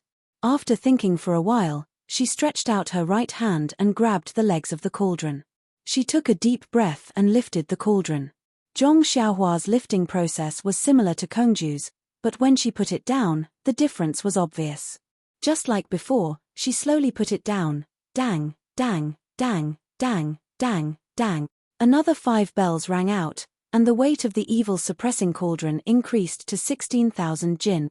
At this moment, Kongju's face showed that he was in a difficult position. His arms had the strength of 15,000 kilograms, which was rare in the world. He originally thought that he could lift it 10 times in a row, but no matter how strong Zhong Xiaohua was, looking at Kongju's thin and tall figure, it was impossible for her to lift it 5 times. Who would have thought that the other party would ask him to add 10,000 kilograms, and he could only agree to add 5,000 kilograms. After adding it twice, he had already exceeded his limit. This evil suppressing cauldron was no longer something he could lift. Kongju glanced at Master Changxing. Master Changxing nodded slightly as if to encourage him. Hence, Kongju walked up to the evil suppressing cauldron, took a deep breath, bent down, and grabbed the huge cauldron in his hands. He tested it with both hands and shouted loudly, raising the cauldron in front of him. However, just as he tried to lift the cauldron above his head, he was exhausted and couldn't move anymore. With a loud bang, the evil suppressing cauldron was thrown to the ground by Kongju, making a loud noise. Kongju's face was flushed red. He looked at Master Changxing and returned to his original position. "All right, Benefactor Ren, if you can lift this evil suppressing cauldron, you will pass the 3rd test and avenge your sect master," Master Changxing said. Zhong Xiaohua shook her head. "Since Senior Kongju couldn't lift it, I might not be able to either. Hence, I will have to trouble Master Changxing to reduce the weight of the evil suppressing cauldron so that Kongju and I can lift it again. Go ahead, go ahead. There's no harm in it." Master Changxing waved his hand. "It's just a few more knocks, which will consume a little more magic power." Magic power? When Zhong Xiaohua heard that, she understood that the weight of the evil suppressing cauldron wasn't for nothing. Zhong Xiaohua put on a good show. First, she walked to the front of the evil suppressing cauldron. Just like before, she tried a few times before she used her strength to lift it. Kongju's eyes were wide open, and his heart was in his throat. He hoped that Zhong Xiaohua could do the same thing as him. Unfortunately, although Zhong Xiaohua lifted it with difficulty, her face was flushed, and her veins were bulging. She was still able to lift it above her head. She even managed to stand up unsteadily. Kong Ju sighed in his heart. However, when Zhong Xiaohua put down the evil suppressing cauldron, his eyes lit up. He clearly saw that although Zhong Xiaohua had thrown the evil suppressing cauldron to the ground like him, it didn't bounce a few times like he did. Instead, it was very obedient and didn't move an inch. It was as if Zhong Xiaohua had gently put it down. Kong Ju couldn't help but gasp. He thought to himself, he looks like he's not much older than Kong Jian. He doesn't have much flesh on his body, but he's actually so strong. Moreover, he's so considerate of others. That's not bad. But his strength, where did he train it from? Could it be that he was really born with divine strength? Kong Ju sighed in his heart. However, he still stepped forward and put his palms together. He said sincerely, Benefactor Ren's divine strength is amazing. This poor monk humbly admits defeat. Zhong Xiaohua wiped the sweat off her forehead with her hand and smiled. Senior Kong Ju, I was really lucky. I talked so much with Master Chang Xing just now because I wanted to recover my strength. Senior, please don't blame me. Kong Ju didn't expose her and was about to speak.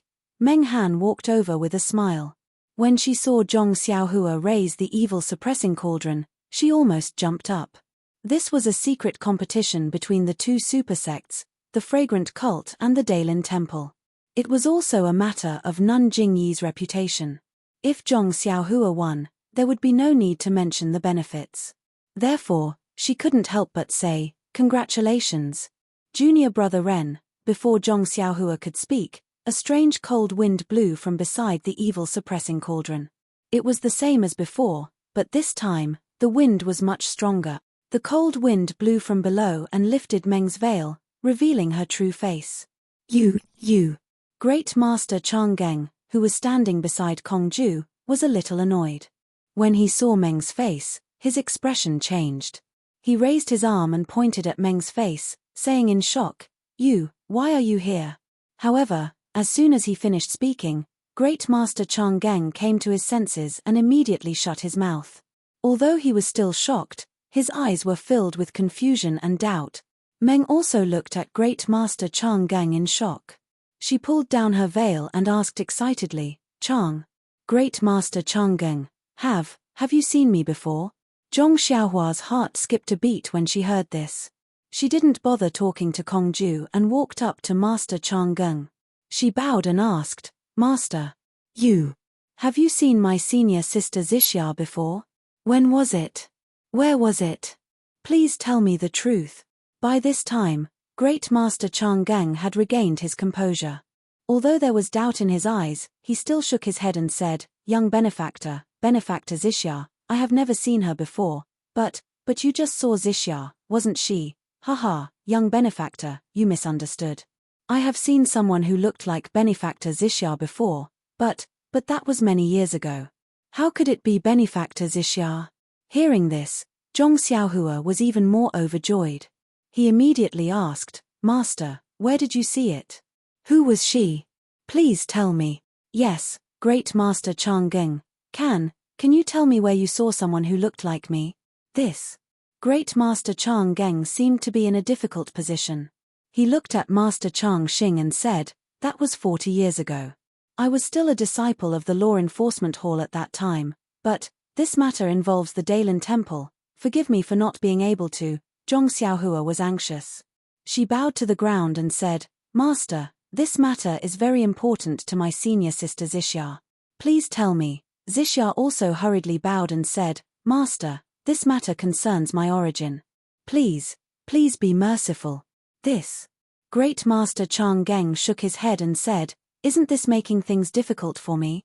Master Chang Xing thought for a while and said, Young benefactors, don't be anxious. This matter concerns the Daylin Temple, so we have to carefully consider it. Benefactor Ren has passed the 3 tests and is about to go to the temple to see Abbot Chang Sheng and present the invitation card to him. I also have to report the matter of young benefactor entering the sutra depository to read the secret manuals. Junior brother Chang Geng can report this matter to the abbot and let him make a decision. What do you think? Zhong Xiaohua praised. That's great, that's how it should be. Meng also nodded slightly.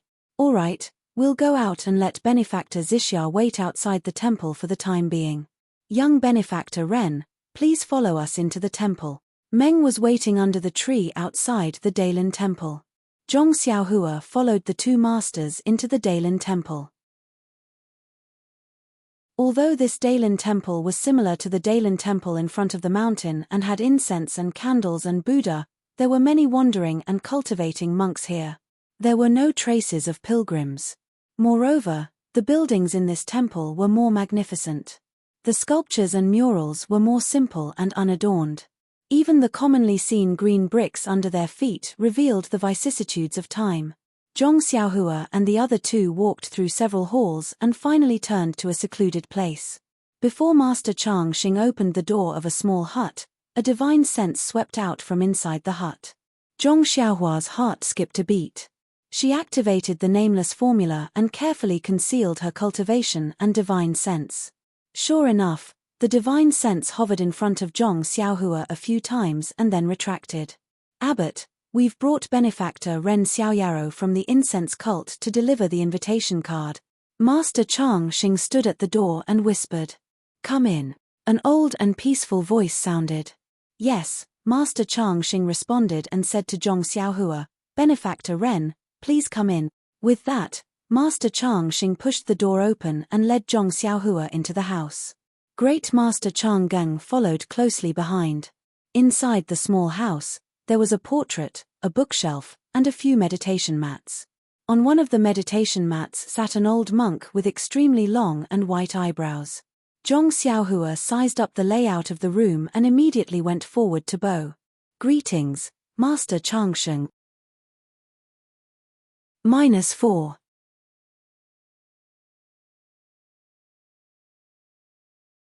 Chapter 986. A gentle force supported Zhong Xiaohua and stopped him from kowtowing. You don't have to be so courteous. Young benefactor Ren, please forgive me for being too simple. Master Chang Xing's voice was unusually amiable and pleasant to listen to. Zhong Xiaohua was convinced and said, It's my great fortune to be able to meet you. How can I be so calculative about such things? Haha, good.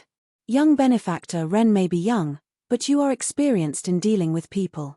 It's no wonder that you were able to receive the favor of your esteemed leader and deliver the invitation on behalf of a direct disciple. It's nothing. Zhong Xiaohua said humbly, It's all because I have some strength. Only the esteemed leader sent me here. Oh. Master Chang Xing was puzzled. Hihi, it's like this. Master Chang Xing stepped forward and explained the matter in detail. In the end, he explained, without the abbot's permission, this poor monk acted on his own accord. Please punish me, abbot. Ha ha. The abbot smiled and waved his hand. Junior, you're wrong. All the martial arts in the world originate from the great forest. The martial arts of the Dailin Temple are meant for everyone to cultivate. Although young benefactor Ren is a disciple of the fragrant religion, Zhong Xiaohua was delighted when he heard this, but he was immediately disappointed. Master Chang Xing continued, although we can't let him cultivate the secret inner strength cultivation method of the Dailin Temple, there's no harm in letting him take a look at ordinary, fist techniques and sword techniques. However, Zhong Xiaohua still thanked him. He wanted to learn about the Dharma swordsmanship in advance, but he was afraid that the great Master Chang Geng would be suspicious. Therefore, he could only keep it a secret. After receiving Master Chang Xing's approval, Master Chang Xing heaved a sigh of relief. Zhong Xiaohua took the opportunity to take out the jade slip and handed it over respectfully. He said, This is the invitation that my esteemed leader sent me to deliver. Please accept it. Master Chang Xing nodded. You've worked hard to deliver this invitation. How can I not accept it? As he spoke, he took the jade slip and immersed his divine sense into it. After a while, he raised his white eyebrows and asked, Young benefactor Ren, has your fragrant cult's sect protecting array been completely destroyed? Yes, Master Chang Xing. Zhong Xiaohua then told him about the incense cult. Master Chang Sheng frowned slightly. After a while, he sighed and said, "It's fate. People in Jianghu have no choice, even if." Then, he chanted the name of Buddha and said self-mockingly, "As an outsider, I've made a fool of myself in front of you." Zhong Xiaohua shook her head and said, "Master is merciful. In the spirit of if I don't go to hell, who will? Being in the Jianghu is really beyond my reach." Then, he glanced at the great master Changgeng, who was standing beside him with his head lowered. He probed, "Changsheng Abbot, I'm slow-witted. There's one more thing that I need your approval for. Is there anything else?" The elder asked with a smile. At this moment, Great Master Changgeng raised his head and said, "Senior Abbot, I know what Benefactor Ren wants. It involves the secrets of the Dailin Temple." "Oh?" The elder was taken aback. He turned to Zhong Xiaohua and said, "In that case, would you please wait outside for a while?" Zhong Xiaohua quickly got up and cupped her hands. "This matter involves my senior sister Xixia's past. If possible, I hope Master can be merciful." The elder nodded slightly and smiled without saying anything. Zhong Xiaohua left the simple meditation room and stood outside. He waited for about half a meal. During this time, he wanted to release his divine sense several times to see what was going on inside. He also wanted to burrow into the ground and listen to what was being said. However, he was afraid of being discovered by the elder. More importantly, he was afraid of angering the Dailin Temple. They didn't need to punish him. They only needed to politely say, "I'm sorry, this is a secret of the Dailin Temple. It can't be told to outsiders." Well, his dream of finding out about his origins was once again lost. Perhaps Zhong Xiaohua could restrain Great Master Changgeng and use the bewitching finger to force him to confess. However, if the Tenri sect spy could escape the bewitching finger, how could the Dailin Temple not be able to do the same? Just as Zhong Xiaohua was thinking and scratching her head, the door of the meditation room opened. Master Chang Xing and Great Master Changgeng came out. Zhong Xiaohua jumped over and asked anxiously, "Master, why?"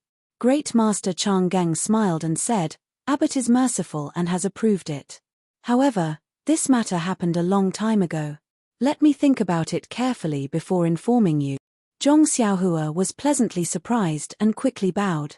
"Thank you, Master. Young benefactor doesn't need to be so courteous.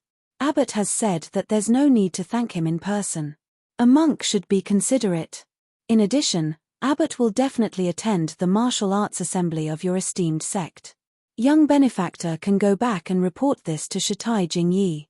"Thank you, Master." Zhong Xiaohua stood outside the door and bowed deeply toward the meditation room. However, a gentle force came from inside the room, supporting him and preventing him from bowing. Although this force wasn't worth mentioning to Zhong Xiaohua hesitated for a moment before standing up respectfully. "That's enough, young benefactor. Abbot doesn't allow you to thank him, so you don't need to thank him. Why do you need to be so formal?" Master Chang Xing smiled and said, "You'd better follow me to the sutra depository and find your sword techniques, fist techniques, and so on. We'll talk about it later."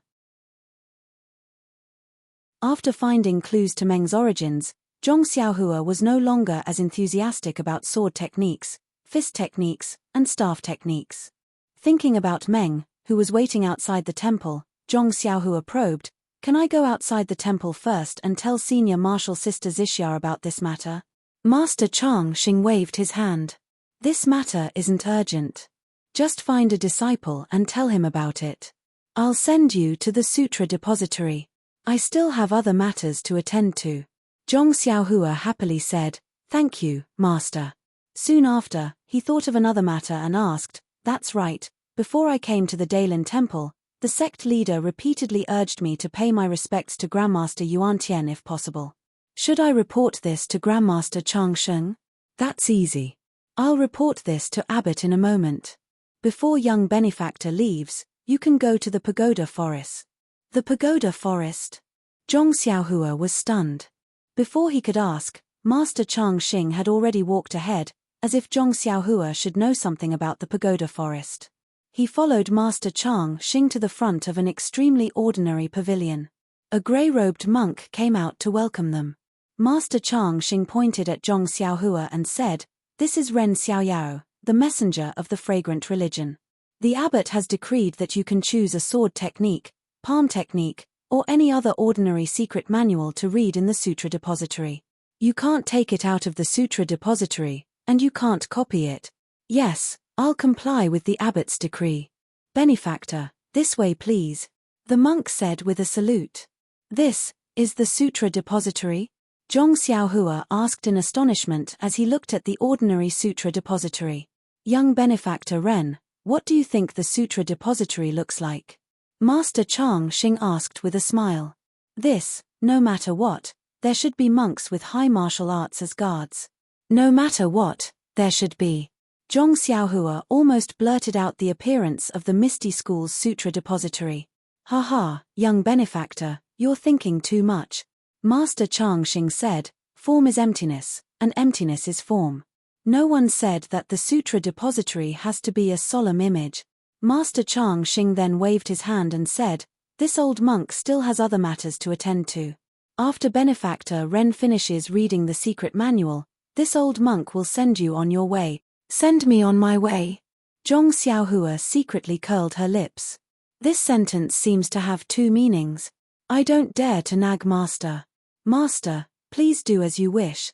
After Master Chang Xing left, Zhong Xiaohua followed the monk into the sutra depository. The sutra depository wasn't big. It was only 20 feet in size. There was a small wooden ladder in the corner that led to the second floor. Zhong Xiaohua knew that the second floor wasn't something she could go up by herself, so she didn't look there. The monk led Zhong Xiaohua to a row of bookshelves, pointed at them, and said respectfully, "Benefactor Ren, this row contains our sect's collection of sword techniques, palm techniques, fist techniques, staff techniques, and so on. Benefactor Ren, please choose one. This poor monk will wait for you here." Zhong Xiaohua understood immediately. She smiled and said, "Thank you, Master. This one understands." Then, Zhong Xiaohua released her divine sense slightly. She used her eyes to look at the books while using her divine sense to distinguish them. Unfortunately, just as Master Chang Xing had said, these were all ordinary secret manuals from the Daylin Temple. Zhong Xiaohua searched the entire bookshelf but couldn't find any fluctuation of the Tao of Immortals. Unknowingly, when Zhong Xiaohua randomly selected a secret manual, she released her divine sense and shrouded the entire sutra depository. She checked every bookshelf one by one. Just as she was filled with disappointment and was about to use her divine sense to look at the wooden ladder again, her eyes inadvertently swept past and she was stunned on the spot. He saw a thin and short old monk dressed in grey robes. He had a hunched back and was holding an old broom in his hand. He stood beside the wooden ladder and was meticulously sweeping the ground with his head lowered. Whoosh! Blood rushed to Zhong Xiaohua's head. She scanned the area with her divine sense again in disbelief. Still, she couldn't find any trace of the old monk. This. Zhong Xiaohua didn't dare to force her way in and quickly retracted her divine sense. Even the thought of forcing her way into the sutra depository at night was dispelled. After pretending to search for a while, Zhong Xiaohua asked as if nothing had happened, "Master, who is the master sweeping the floor in front of the wooden ladder?" Hearing Zhong Xiaohua mention the old monk, the disciple was stunned.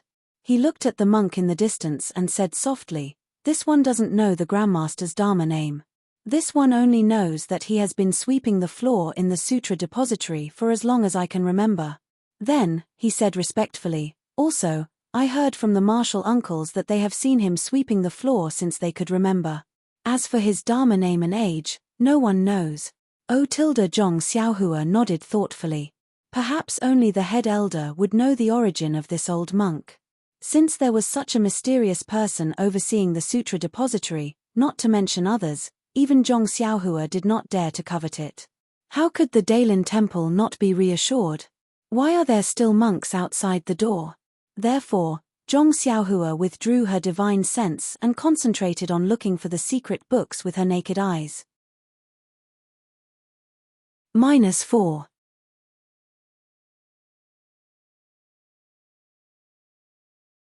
Chapter 987. The Daylin Temple's collection was indeed powerful. Although there weren't many fist manuals, sword manuals, and staff techniques, they were all exquisite. At least, Zhong Xiaohua had never heard of any of them. After searching for a long time, his gaze finally landed on a booklet at the top of the bookshelf titled Tongtian Staff Technique. Actually, there wasn't anything special about it. It was just that Zhong Xiaohua had previously read Refining the World and recently read Sword Performing the World, so he was very curious about this Tian. That bookshelf was very high. Even with Zhong Xiaohua's tall and thin figure, he could barely reach it. And the booklet was covered in dust, indicating that very few people had read this secret manual. Didn't Zhong Xiaohua like to look for things that others didn't want? Hehe, benefactor, please don't blame me. This bookshelf is really too high. This poor monk's height is limited, so it's not convenient for me to reach it. The monk saw the dust on the booklet and explained shyly. It's fine, it's fine. Zhong Xiaohua smiled and waved his hand. Benefactor, please come here. The monk said embarrassedly. He extended his hand and invited Zhong Xiaohua to the front of the praying mat in the corner. He pointed to the praying mat and said, "This is where this disciple meditates on the secret manual. This book cannot be brought out of the sutra depository. Benefactor, please meditate on it here." Okay. Zhong Xiaohua sat down cross-legged. The monk bowed and left. Zhong Xiaohua opened the Tongtian Staff Technique book and saw that it recorded the moves of this staff technique. It was very clear. But when Zhong Xiaohua concentrated on reading it for a while, he couldn't help but feel disappointed. Although this staff technique was magical, it was only relatively speaking. If it was an ordinary person in the pugilistic world, they would treat it as a treasure. But for Zhong Xiaohua, it was really good to look at but useless. Sigh. Zhong Xiaohua sighed. Just as she was about to close the secret manual, a gentle voice suddenly sounded in her ears. "Young benefactor, why are you sighing?" Zhong Xiaohua was shocked.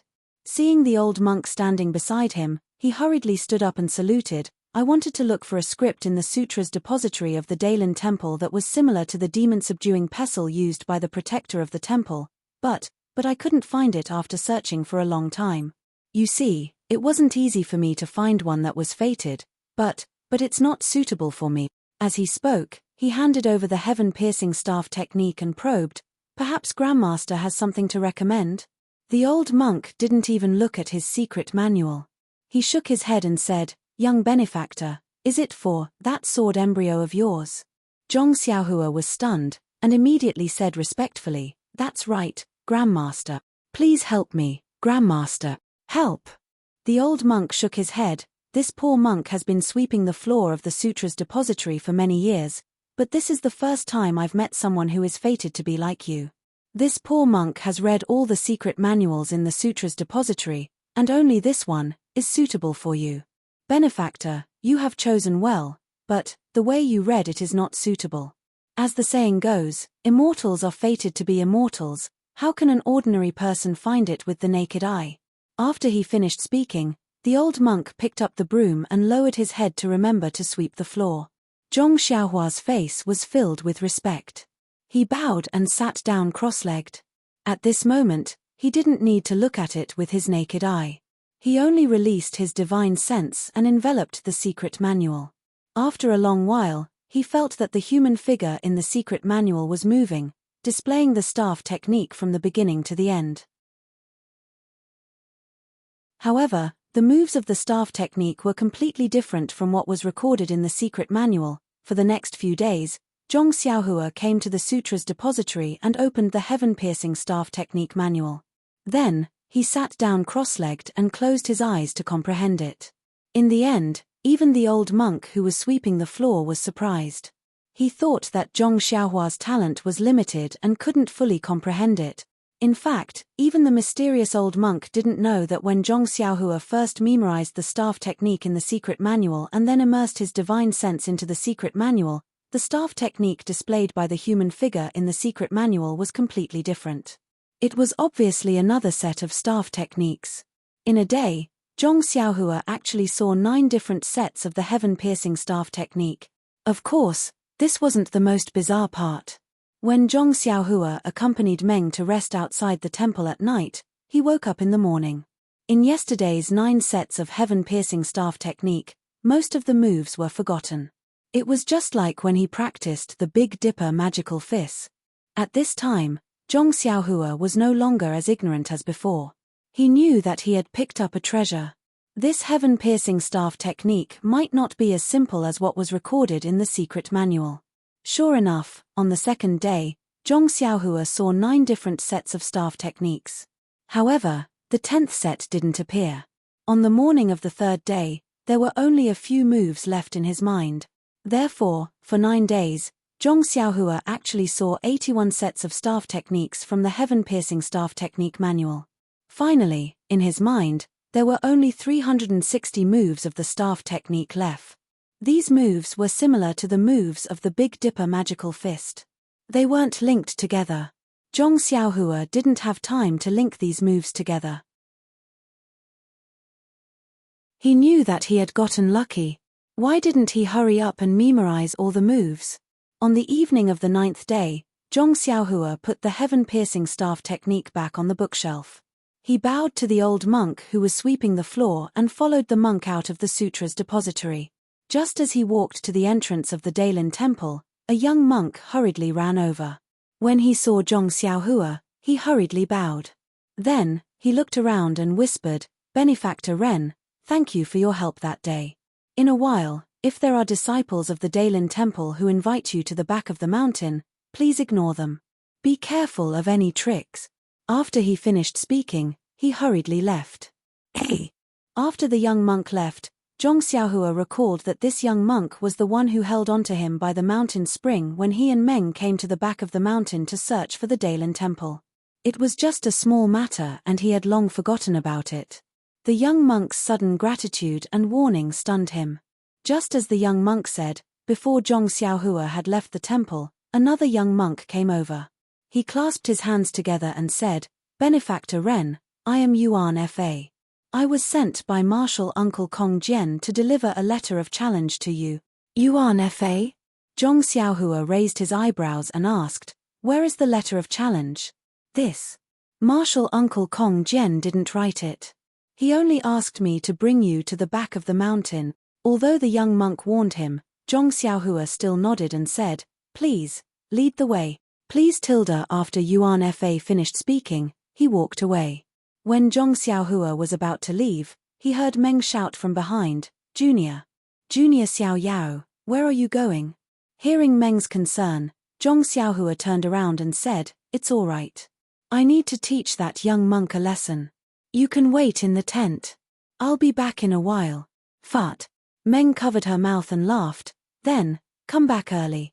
Don't hurt that child."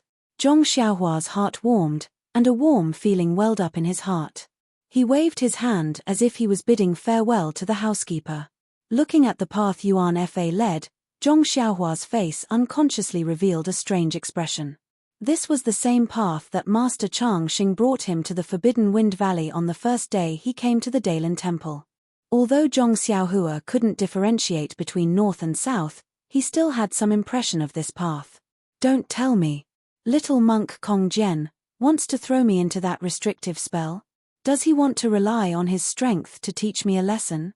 As expected by Zhong Xiaohua, when he saw the narrow gap in front of Yuan Fa, he laughed in his heart. The Dailin temple really cares about their reputation. They didn't tell the other guardians about what happened in the Forbidden Wind Valley.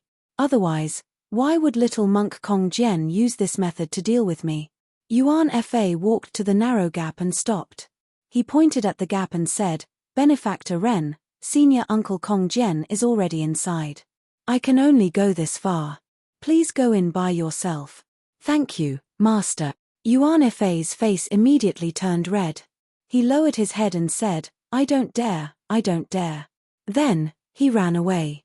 Zhong Xiaohua rubbed his nose, turned around, and walked into the crack. There was a restriction in this place, so he wasn't afraid that Kong Jian would play any tricks. Moreover, this was Dailin Temple's territory.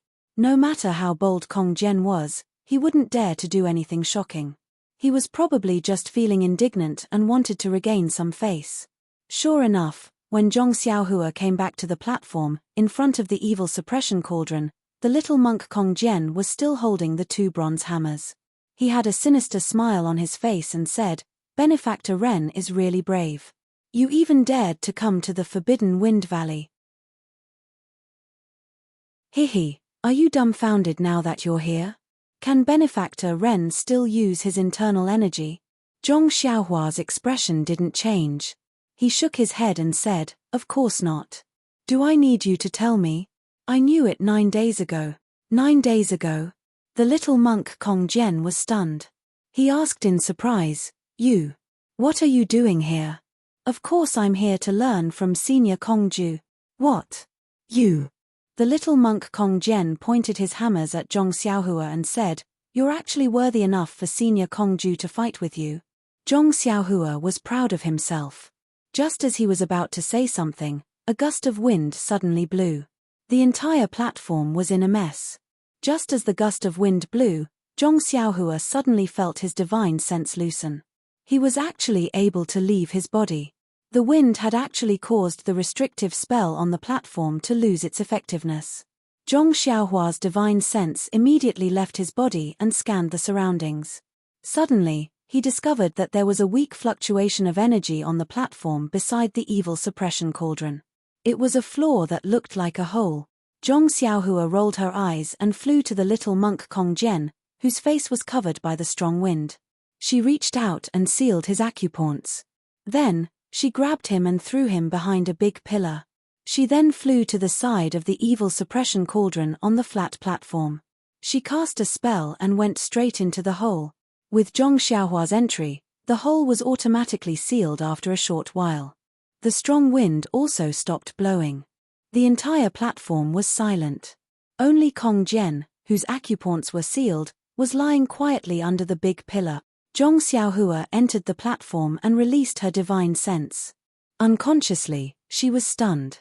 The entire platform was covered in restrictions. Only the space in front of her, which was about the height of a person, still had some cold wind blowing out. Only this passage-like space did not have the slightest restriction. -4.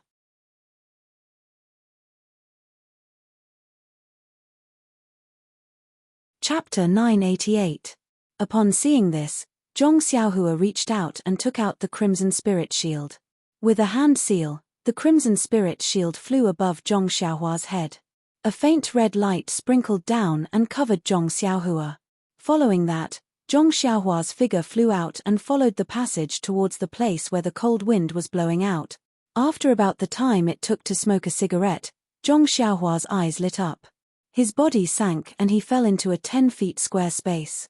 Before he could steady himself, a strong wind blew and rushed towards Zhong Xiaohua. Zhong Xiaohua was shocked and did not dare to let the Crimson Spirit Shield take on the strong wind. He immediately flew into the air and the strong wind swept past Zhong Xiaohua's arm, causing Zhong Xiaohua to feel a little pain. In his divine sense, the strong wind crashed into the restriction above his head and immediately rushed out of a passage that was about the height of a person. After the strong wind passed, the entire space returned to normal. Only a faint white light filled the space. It was a scene of harmony and tranquility. Although it was not lit with incense like the main hall of the Daelin Temple, there was still a faint fragrance coming from it. When Zhong Xiaohua opened his eyes, he saw that in the middle of the entire space, there was a 7-jointed bamboo floating crookedly in mid-air. The faint white light was emitted by it and it seemed that the fragrance was also coming from the bamboo. Hey!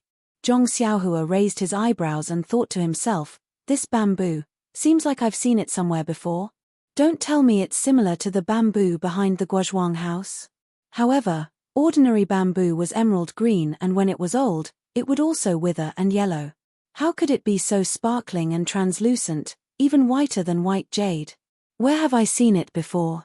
Zhong Xiaohua frowned slightly but immediately, he slapped his forehead and blurted out, Changsheng Abbot. Wasn't there a painting hanging on the wall in Changsheng Abbot's simple and crude meditation room? That painting was of a Buddha with a pale golden face, holding a bamboo that was almost identical to this one. Moreover, the bamboo in the painting was the same as the one in front of him. They both had 7 joints, and each joint had a bamboo leaf that looked like it was carved out of white jade. At this moment, a cold wind suddenly appeared below the bamboo and went straight up. With a soft swoosh, a faint layer of light formed by countless 7-colored lotuses appeared around the bamboo. The light flickered a few times, and after the cold wind passed, it gradually dimmed. The cold wind brushed past the light barrier and blew a passage through the restriction outside the space. Then, it went straight into the space. Hey! Surprised, Zhong Xiaohua released his divine sense. He released his divine sense, at the place where the cold wind came from, a colorless bead that was almost invisible to the naked eye and was about the size of a thumb's thumb. A wind bead. This thought immediately flashed in Zhong Xiaohua's mind. Immediately after, Zhong Xiaohua's appetite was aroused and even his divine sense was burning with desire. When he used his divine sense to look around the wind bead, he was even more delighted. What do you think? He saw that there was an extremely strange fluctuation around the wind bead, which was different from what Zhong Xiaohua usually saw. It was different from a restriction, but it was different from a restriction. It could also be said that it was not a restriction. Looking at how the fluctuation was firmly suppressing the wind bead, it was extremely similar to a restriction. Normally, Zhong Xiaohua would have to think for a while, but now the fluctuation was extremely faint. Zhong Xiaohua felt that it was like a layer of window paper that could be broken with a poke. Just as Zhong Xiaohua was about to fly to the front of the wind bead, the bamboo suddenly emitted a faintly discernible white light, followed by a faintly discernible chanting of sutras. The white light shot towards the strange restriction around the wind bead, and the restriction shook for a while. Just as the restriction was shaking, the colorless wind bead also trembled slightly, and the restriction shook even more violently. After a while, the shaking stopped, and the strange fluctuation became even fainter. The same cold wind as before rushed out from the restriction and rushed towards the bamboo. In an instant, the chanting stopped abruptly, and the 7-colored lotus appeared. Wherever the cold wind passed, it became slightly dimmer. Ha ha ha. Zhong Xiaohua was overjoyed when he saw this, and he almost did a somersault in the air. Needless to say, the bamboo was supposed to suppress the wind bead, but the wind bead was stubborn and did not perish under the suppression. Instead, it was resisting. The cold wind was not only blowing away the suppression, but it was also on the verge of destroying the bamboo's defense. Of course, looking at the state of the wind bead, it was also struggling at death's door. The wind bead and the bamboo were in a lose-lose situation. When the sandpiper and the clam fight, the fishermen benefit. Zhong Xiaohua praised, "The ancients really did not deceive me." Zhong Xiaohua naturally wanted to be the fisherman. He thought for a while, then took out 2 fire talismans and threw them at the bamboo. Pang! The fire talismans broke, and the 7-colored lotus was burned. Zhong Xiaohua was overjoyed. He stretched out his hand, trying to grab the bamboo through the hole. However, just as he was about to reach out his hand, a faint but abundant Buddha's light came from above the small lotus and covered it. In an instant, the small lotus was repaired. Although it was still weak, it still blocked Zhong Xiaohua's hand. Zhong Xiaohua was shocked. He reached out his hand, trying to grab the bamboo through the hole. However, just as he was about to reach out, a faint but abundant Buddha's light came from above the small lotus and covered it. In an instant, the small lotus was repaired. Although it was still weak, it still blocked Zhong Xiaohua's hand. Zhong Xiaohua was stunned. He thought that the defense was at the end of the line, and he could easily break it. Who knew that there would be such a change? But after thinking about it, it was normal. The evil wind was so strong that it could even break the restrictive spell, and the bamboo was able to suppress the wind bead. It must be something good. Without a few layers of protection, who would be at ease? Hence, Zhong Xiaohua threw out another fire talisman, but the result was the same. Could it be that I have to use other methods? Zhong Xiaohua pinched his chin and thought for a while. With a shake of his hand, he took out Chasing Dream. Who knew that although Chasing Dream's 8 sword radiances were extremely nimble, the Buddha's light seemed to be everywhere. The moment Chasing Dream's sword radiances left, the Buddha's light immediately repaired the lotus. Zhong Xiaohua was speechless. Although the restrictive spell was very weak, but it could not withstand the constant repair. If it continued to repair, wouldn't it be impossible to break it? Unknowingly, Zhong Xiaohua used her soul awareness to look at the source of the Buddha's light, and had the idea of taking drastic measures. Indeed, in that direction, the restrictive spell in the entire space had some strange changes. And at this moment, coincidentally, a gust of evil wind blew past and blew the lotus out again. The evil wind was stronger this time, and a ray of Buddha's light appeared again, passing through the strange restrictive spell. Right at this moment, Zhong Xiaohua's heart skipped a beat, and as if telepathic, she immediately conjured a spell and flew towards the restrictive spell. Strangely, the Buddha's light was faint, and Zhong Xiaohua flew in without any obstruction. Instead, she felt like a fish in water. At this moment, the restrictive spell seemed to have become transparent, and Zhong Xiaohua passed through it without any obstruction. Strange. Zhong Xiaohua praised in her heart, I have only practiced the fire escape technique and the earth escape technique, and I have not practiced the light escape technique. All I have now is the flying technique, but why does it feel so strange inside this Buddha's light? And, why do I know in my heart that this restrictive spell can be broken? However, the flying speed was fast, and before she could understand it carefully, she was already in an unknown space. When Zhong Xiaohua came to this space, he did not need to use his soul awareness. Just by looking at it with the naked eye, it was enough to make him stunned on the spot. He saw that there were only two colors in this space, one black and one white. The black was on top, and the white was on the bottom.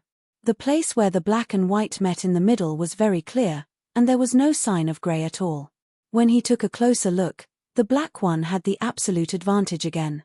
It was like a black cloud covering the top, completely suppressing the white one below.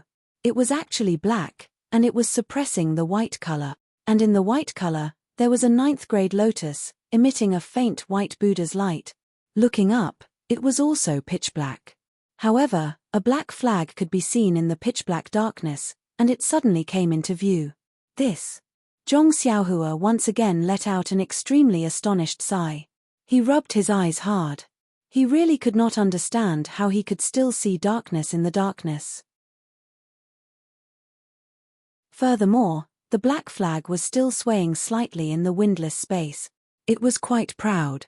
Zhong Xiaohua looked at the black and white color, and unconsciously thought of the black and white fruit that he had kept in his money bag. However, that black and white fruit was similar to the elixir produced by the 8 trigrams purple gold furnace, and it looked like a yin and yang fish. There was white in the black, and black in the white. The black and white in front of him were somewhat different, and it was a pure opposition of black and white. After looking for a while, Zhong Xiaohua released his divine sense, but just as he released it, his jaw almost dropped. Not to mention that the light emitted by the 9th grade lotus was not pure white in his divine sense, but was divided into 9 colors, and the 9 colors were not only suppressed by the black color, but also divided into thin filaments in the gaps of the black color, like the roots of a big tree that was upside down, extending upward. And the gaps of the Buddha's light made Zhong Xiaohua even more dumbfounded. The surroundings of the black flag were actually filled with knives, spears, swords, halberds, hammers, sickles, bottles. In short, there were all kinds of shapes, and there was no exception. Zhong Xiaohua carefully scanned with his divine sense, and it turned out that there were 360 Dharma instruments that were emitting strange, primitive, and bloodthirsty fluctuation. And the 9-colored Buddha's light was seeping out from the gaps of these 360 Dharma instrument. But when he saw this, Zhong Xiaohua unconsciously frowned, and even became a little pensive. The positions of these 360 Dharma instruments looked very familiar, and it should be a very powerful array, and the Buddha's light could actually seep out from this array. Either the Buddha's light was valiant and broke out of the array, or there was another situation, and this Buddha's light was purposely released by this array. After thinking for a while, Zhong Xiaohua released a strand of his divine sense. The Buddha's light from the 9th grade lotus did not block it, but the black array moved slightly, and blocked the strand of divine sense. -4.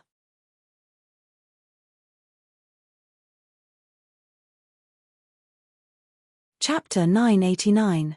A. The black array didn't move, but when it moved, Zhong Xiaohua saw the clues. He laughed wildly in his heart. No wonder it felt so familiar. Isn't this the rabbit amulet from the Niwen Palace? It's just that. This magic item replaced the individual amulets, and the position of this magic item has a huge flaw. It's basically placed in the wrong place. While thinking, Zhong Xiaohua leaped and flew to the front of one of the magic items that looked like a flying hook. He looked at it for a moment and took out a jade amulet from his pocket. It was one of the rabbit amulets that he usually made. He held the amulet in his hand and carefully placed it about 3 inches away from the flying hook. Then, he pointed his finger at it and a wisp of vital energy entered it. With a swoosh sound, the amulet flashed with a golden light and a mysterious wave was emitted. Once the wave was emitted, it seemed to have a strong suction force. It merged with the wave that was emitted from the black array. In just a moment, the golden amulet became a part of the array. Since the golden talisman had become one of the rabbit talismans, then, the flying hook-like Dharma artifact had broken free from the shackles of the original Dharma array. The waves it emitted were no longer accepted by the Dharma array. Thus, Zhong Xiaohua extended his hand and easily picked up the Dharma artifact. And where the Dharma artifact was located, a huge flaw suddenly appeared. Picking up the flying hook, Zhong Xiaohua used his divine sense to examine it carefully. It seemed that the surface of the flying hook had a restriction that Zhong Xiaohua didn't know about. Then, Zhong Xiaohua seemed to have thought of something. He reached out his right hand and took out the black jade amulet that he got from the mysterious cave. Indeed, the waves from the two items were very similar. This kind of vital energy seems to be different from the vital energy of heaven and earth. It should be another kind of vital energy. Zhong Xiaohua had used his illusion breaker eyes to see the different types of vital energy in heaven and earth. He knew that this method, or this magic item, was not used by the immortal Tao. Let's keep it. Maybe it will be useful in the future. Zhong Xiaohua thought and put the two items back into the money bag. Then, Zhong Xiaohua looked at the black flag that was fluttering despite the lack of wind and began to think. Since the spirit design had been broken, the 9th grade lotus platform and the black flag were all exposed. How could he not take them? Thinking about it, Zhong Xiaohua released a wisp of divine sense towards the flag. Unexpectedly, as soon as his divine sense came into contact with the pitch-black surface of the flag, the surface of the flag rolled up and swallowed Zhong Xiaohua's divine sense.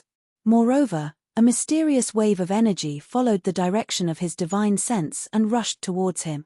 Looking at it was like a wolf that hadn't caught its prey in a long times. Zhong Xiaohua was shocked. Wasn't this situation similar to the mysterious cave? He didn't even think about it.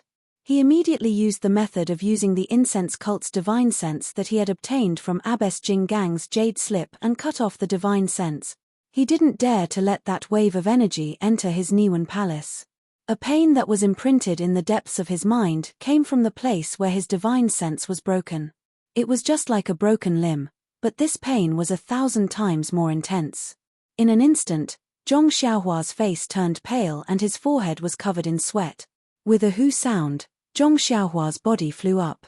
He endured the pain and flew to a high place in the space. Then, he made a hand seal. The high place in the space was now only a thick layer of soil. There were no restrictions. He used the earth escape technique and rushed out of the space. Once he got out of the ground, Zhong Xiaohua looked around casually. He then sat down cross-legged and silently used the God guidance to slowly recover his divine sense and heal his injuries. After about the time it took to brew a cup of tea, the pain of his divine sense being broken slowly subsided. Alas, I went for wool but came home shorn. In the future, it's better not to touch these black things. Zhong Xiaohua was quite regretful. He stood up from the ground and carefully observed his location. It was a huge place, and the ground Zhong Xiaohua was standing on was covered with all sorts of strange images. There were pagodas, Buddhas, and pagodas. Surrounding the pagodas, Buddhas, and temple halls were people of all sorts, all of whom were bowing their heads in worship. Above the crowd was a flying celestial maiden, and a sky full of flowers. Next to the celestial maiden was a flying celestial dragon, a hovering eagle, and a 9-colored deer standing on auspicious clouds. Zhong Xiaohua roughly looked at the ground. The ground under his feet was about 1,000 feet. When he looked up again, it was like a pavilion. It shrunk layer by layer. The top was so small that it was almost invisible. He didn't know that it was too high. On the side of the pavilion, like the ground, there were also all kinds of pictures, all kinds of human figures, and all kinds of stories. It looked unusually beautiful and shocking. On the side of the pavilion, in addition to the pictures, the most conspicuous thing was that there were many lifelike Buddhas. These Buddhas were the size of a real person. They were either standing, lying down, or sitting cross-legged. However, there was one thing in common. In front of each pagoda, there was a protrusion. On the protrusion, there was a wooden box with sandalwood incense. There was no restriction on the wooden box. Zhong Xiaohua's divine sense penetrated it. Inside, there was nothing except silk and some scriptures. Strange, why are there so many boxes with silk and scriptures? Zhong Xiaohua was surprised. He released his divine sense and looked at all the sandalwood boxes in his divine sense. Inside, there were only silk and scriptures. Many of them didn't even have scriptures, only a few strands of silk. Zhong Xiaohua made a gesture and wanted to fly up to take a closer look. Only then did she realize that she couldn't use the flying technique in this pavilion. Moreover, there was no ladder in this pavilion with the naked eye. Releasing his divine sense, Zhong Xiaohua saw that whether it was the pictures on the ground or the pictures on the wall, there was a faint flash of Buddha's light. He still didn't find any way to go up. Zhong Xiaohua had no choice but to use the ethereal steps to search for the corner of the pavilion. The edge of the pavilion seemed to be only a few hundred feet long, but Zhong Xiaohua actually took half the time it took to brew a cup of tea to reach it. By the time he finished looking at the 6 wall-like edges, he spent about the time it took to eat a meal. Zhong Xiaohua found a small door that was about the height of a person at one of the edges. However, this door was also sealed. Zhong Xiaohua gave up after a cursory look. This seal was related to the Buddha's light, and it was not something he could see through with his cultivation. Inside this small door, Zhong Xiaohua found dozens of sandalwood boxes similar to the ones on the wall. In these sandalwood boxes, they were different from the ones on the wall. In addition to scriptures and silk, there were some round, square, pale white, and red beads. Some of these beads were the size of a finger, some were the size of a soybean, and the largest one was the size of an egg. What is this? Using his divine sense, he saw that these were different from the immortal Tao artifacts and jade slips. Zhong Xiaohua rubbed his chin and thought for a moment. Then, he formed an incantation gesture and waved his hand. All the sandalwood boxes opened, and the beads inside were swept clean. He put them all into his belt. Seeing that there was nothing else in the pavilion, Zhong Xiaohua returned to the black and white space. Zhong Xiaohua didn't dare to touch the pitch-black flag. However, the lotus throne didn't seem to reject him. Therefore, Zhong Xiaohua tried to put his divine sense on the lotus throne again. At this time, the lotus throne suddenly shook. A ray of Buddha's light penetrated diagonally downwards. The little colorful lotus below was probably attacked by the wind beads again. Zhong Xiaohua was overjoyed. She flew toward the restriction that the Buddha's light penetrated. At the same time, she used her divine sense to try and put the lotus throne into her belt. Unexpectedly, it went smoothly. The lotus throne seemed to have been waiting for Zhong Xiaohua to save it. When her divine sense moved, the Buddha's light immediately shone brightly. Then, it shrank countless times and flew into Zhong Xiaohua's belt. Zhong Xiaohua wasn't sure if she had put the lotus throne away or if the lotus throne had walked right into the trap. Within the Buddha's light, the pitch-black flag fluttered rapidly. A wave of fluctuation was coming out from the array. Zhong Xiaohua flew and pointed at the golden talisman. The talisman rotated slightly and activated the fluctuation of the array, intercepting the flag. Then, Zhong Xiaohua slapped her butt and followed the Buddha's light into the restriction where the bamboo and wind bead were. Hee hee. Zhong Xiaohua looked at the small lotus beside the bamboo and laughed. The big lotus is already surnamed Zhong. How much more arrogant can you be? As she spoke, she threw out another fire talisman. This time, it easily burned a big hole in the small lotus. Then, he stretched out his hand and reached into the restriction. Oh! Why is it so heavy? Zhong Xiaohua grabbed it but couldn't lift it. So, she wrapped her divine sense around it and exerted force with her left arm. The bamboo was immediately taken out by Zhong Xiaohua and put it into the money bag. It was also very smooth. Strange. Zhong Xiaohua was a little puzzled. She couldn't help but think to herself, the bamboo and the lotus throne, did I take them? Or did they run to me on their own? Luckily, I separated them so that they wouldn't meet each other. Hee. The bamboo disappeared, and so did the restriction that suppressed the wind bead.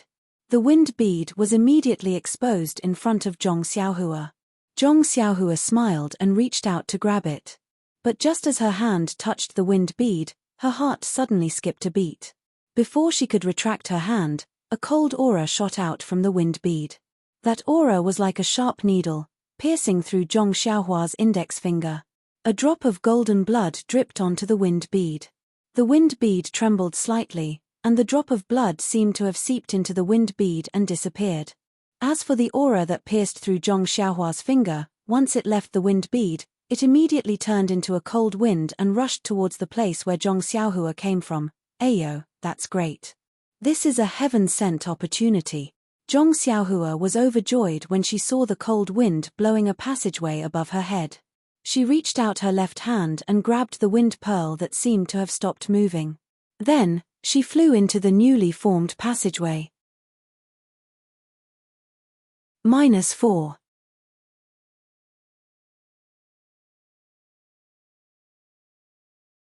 Chapter 990. Woo. A gust of wind blew on the platform again. In the gust of wind, Zhong Xiaohua's slender figure appeared from the mountain rock beside the evil suppression cauldron. Before he landed on the ground, a green jade box appeared in his hand.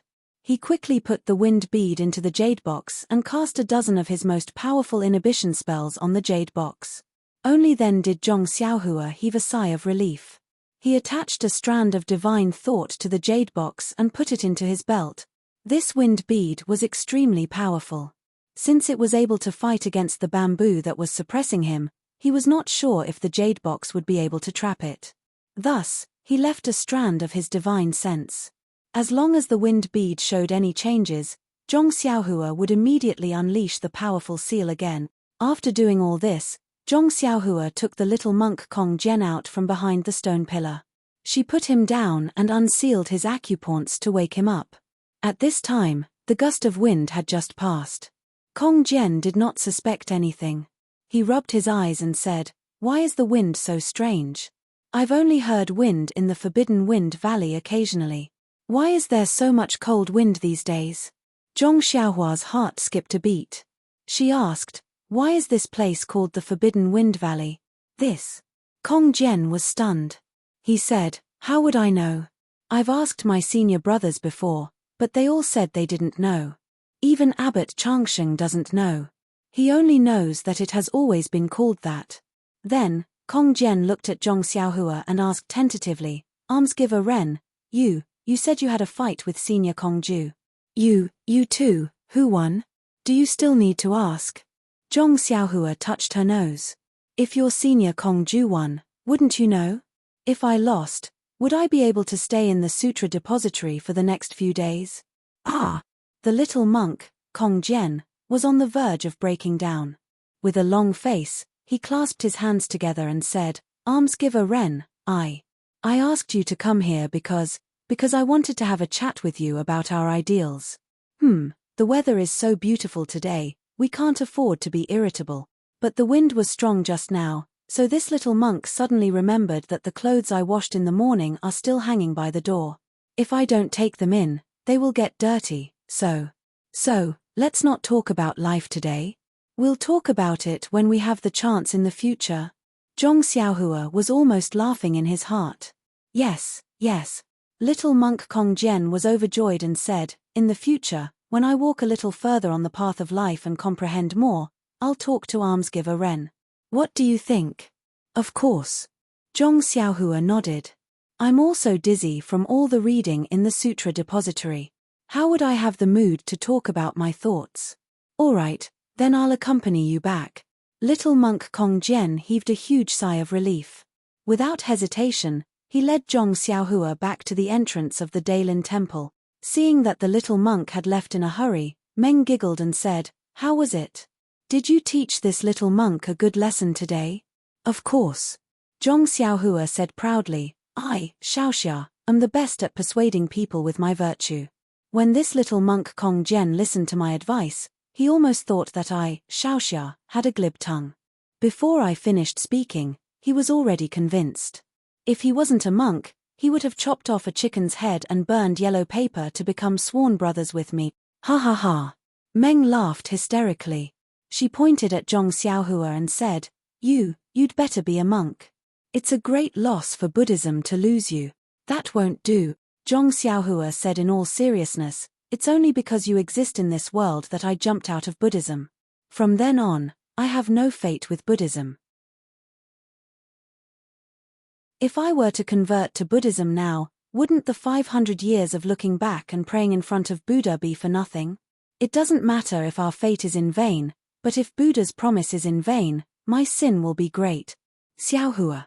Meng was very touched when she heard this. She stepped forward and held his hand. She looked at him affectionately. Although it was close to dusk, the two of them could still see each other through their sparkling eyes. Meng was held in Zhong Xiaohua's arms. Her hot body temperature made Zhong Xiaohua restless. After a long while, Meng pushed Zhong Xiaohua away and whispered, "Xiaohua, this is the pure land of Buddhism." "Don't, he. Zhong Xiaohua laughed and said, "Then, is it okay if we're not in the pure land of Buddhism?" Meng rolled her eyes at him. She looked at the Dailin temple like a creeping monster and asked in a low voice, "Today is the 9th day. What secret book did you read in the sutra's depository? Haven't you finished reading it? Is it possible that the secret book of the Dailin temple is really unique?" Zhong Xiaohua nodded and said, "It's a strange stick technique. I won't tell you the details, but..." Zhong Xiaohua hesitated and said, "I thought I could finish it in 2 or 3 days. Who would have thought that I would finish it today? Even if I'm not in a hurry, I'm afraid the monks of the Dailin temple will be anxious. Alas, I have to hurry up tomorrow." "That's okay." Meng comforted her and said, "Anyway, we've already sent the invitation to the sect leader. There's still some time before the martial arts convention. Even if we can't go back in time, we won't delay the sect leader's matters. You can read it carefully and patiently here. At worst, we'll go back to Lingxiang Peak with Master Changsheng. Besides, the Dailin temple has already agreed to let you read it. They can't possibly chase you away after you finish reading it, right?" "Not necessarily," Zhong Xiaohua sighed. Sure enough, on the 10th day, when Zhong Xiaohua immersed her divine sense into the secret book of the heavenly staff technique and no one else appeared, the great master Changgang appeared. The great master Changgang smiled and said, "Young benefactor Ren, I heard from the disciples of the sutra's depository that you're diligent and eager to learn. Just this ordinary heavenly staff technique alone took you 9 days. This really makes the disciples of the Dailin temple blush with shame." As he spoke, he glanced at the secret book in Zhong Xiaohua's hands. Seeing this, Zhong Xiaohua smiled and looked at the secret book that had flipped to the last page. She closed it and handed it to the great master Changgang. She said, "This disciple is stupid and can't remember this staff technique. You didn't allow me to copy it, so I had to revise it every day. If there's anything wrong, I'll have to ask for your mercy." It's okay. The great master Changgang waved his hands and said, "All the martial arts in the world originate from the great forest. The secret books of the Dailin temple are naturally for everyone to learn. Young benefactor Ren, just try your best to learn." However, Zhong Xiaohua was stunned. Does the great master have something to say? This old monk has some matters to attend to and needs to leave the temple. I remember that young benefactor has something to ask this old monk. Ayo. Zhong Xiaohua slapped her forehead. She had wanted to ask the great master Changgang about Meng's background, but she had forgotten about the staff technique. It was rare that Meng knew about her cultivation and never mentioned it for the past 9 days. If the great master Chang Geng hadn't come, she probably would have forgotten about it.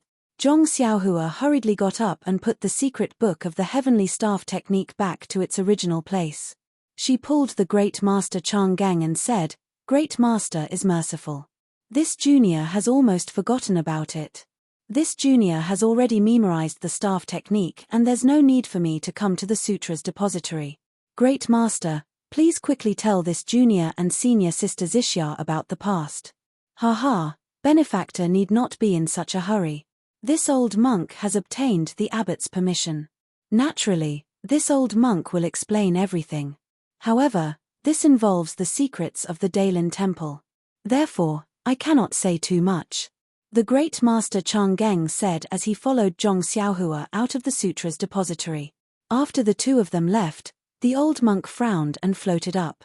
It was the imperial wind technique. He floated to the front of the bookshelf where the heavenly staff technique was kept. He raised his hand and took out the manual.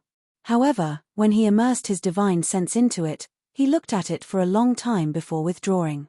His face was filled with confusion as he whispered, "It's a very simple staff technique. How could this young benefactor be interested in it for 9 days? Could it be that his aptitude is so poor? But, with such poor aptitude, how could he enter the Tao of immortality? How strange, how strange." He then smiled bitterly and clasped his hands together. "Amitabha, the Tao of immortality has long been destroyed. For the incense sect to have such a disciple is already not bad. Even if there is something strange about it, what can be done?" After he finished speaking, he floated down and continued to sweep the floor. Zhong Xiaohua followed the great master Chang Geng out of the Dailin temple. Meng was surprised that Zhong Xiaohua had come out so early today. After bowing to the great master Chang Geng, the great master Chang Geng took out a piece of paper and handed it to Zhong Xiaohua. He said apologetically, "Benefactor Ren, regarding benefactor Xixia's matter, this old monk is in a difficult position. Although the abbot has said that there is nothing about the Dailin temple that cannot be told to others, but there are still some secrets. Forgive this old monk for not being able to. Haha, here are some places and names. The two of you will have to search for them yourselves." "I see." Zhong Xiaohua was a little disappointed, but Meng's eyes flashed with gratitude. She bowed again and said, "Thank you for your kindness, great master. This matter involves the privacy of your esteemed temple and should not be divulged. Great master, please rest assured that this matter will only be known by me and junior brother. As long as it involves the Dailin temple, we will definitely hear it and rot in our heart." "Haha, that's good, that's good." At this moment, the great master Chang Geng released the paper in his hand. Zhong Xiaohua took the paper and opened it. There were indeed several places and names inside. She turned to look at Meng and handed the paper over. Meng shook her head and said, "Junior brother, you should take it. We are in the same profession." "Oh, okay then." Zhong Xiaohua did not stand on ceremony and kept it in her arms. The great master Chang Geng nodded slightly and said with a smile, "I have seen young benefactor Ren's staff techniques. The abbot has decreed that if benefactor wishes to pay respects to great master Yuan Tian, please follow me." After hearing this, Zhong Xiaohua understood. She had talked to great master Chang Xing and the great master Chang Geng about paying respects to great master Chang Geng. Great master Chang Xing had replied that they could go to the pagoda forest to pay their respects before they left. Now that he mentioned it, he probably had the intention of sending them off. Thus, Zhong Xiaohua cupped her hands and said, "That's right. The great master Chang Geng has spoken my mind. I have been nagging your esteemed temple for several days. After paying respects to great master Yuan Tian, we should return to the incense cult. Please cast a monthly vote, a recommendation vote, a collection, and a tip." Thank you. You're tuning in to the Celestial War YouTube channel. Don't forget to subscribe and join us on this journey to catch the most captivating stories,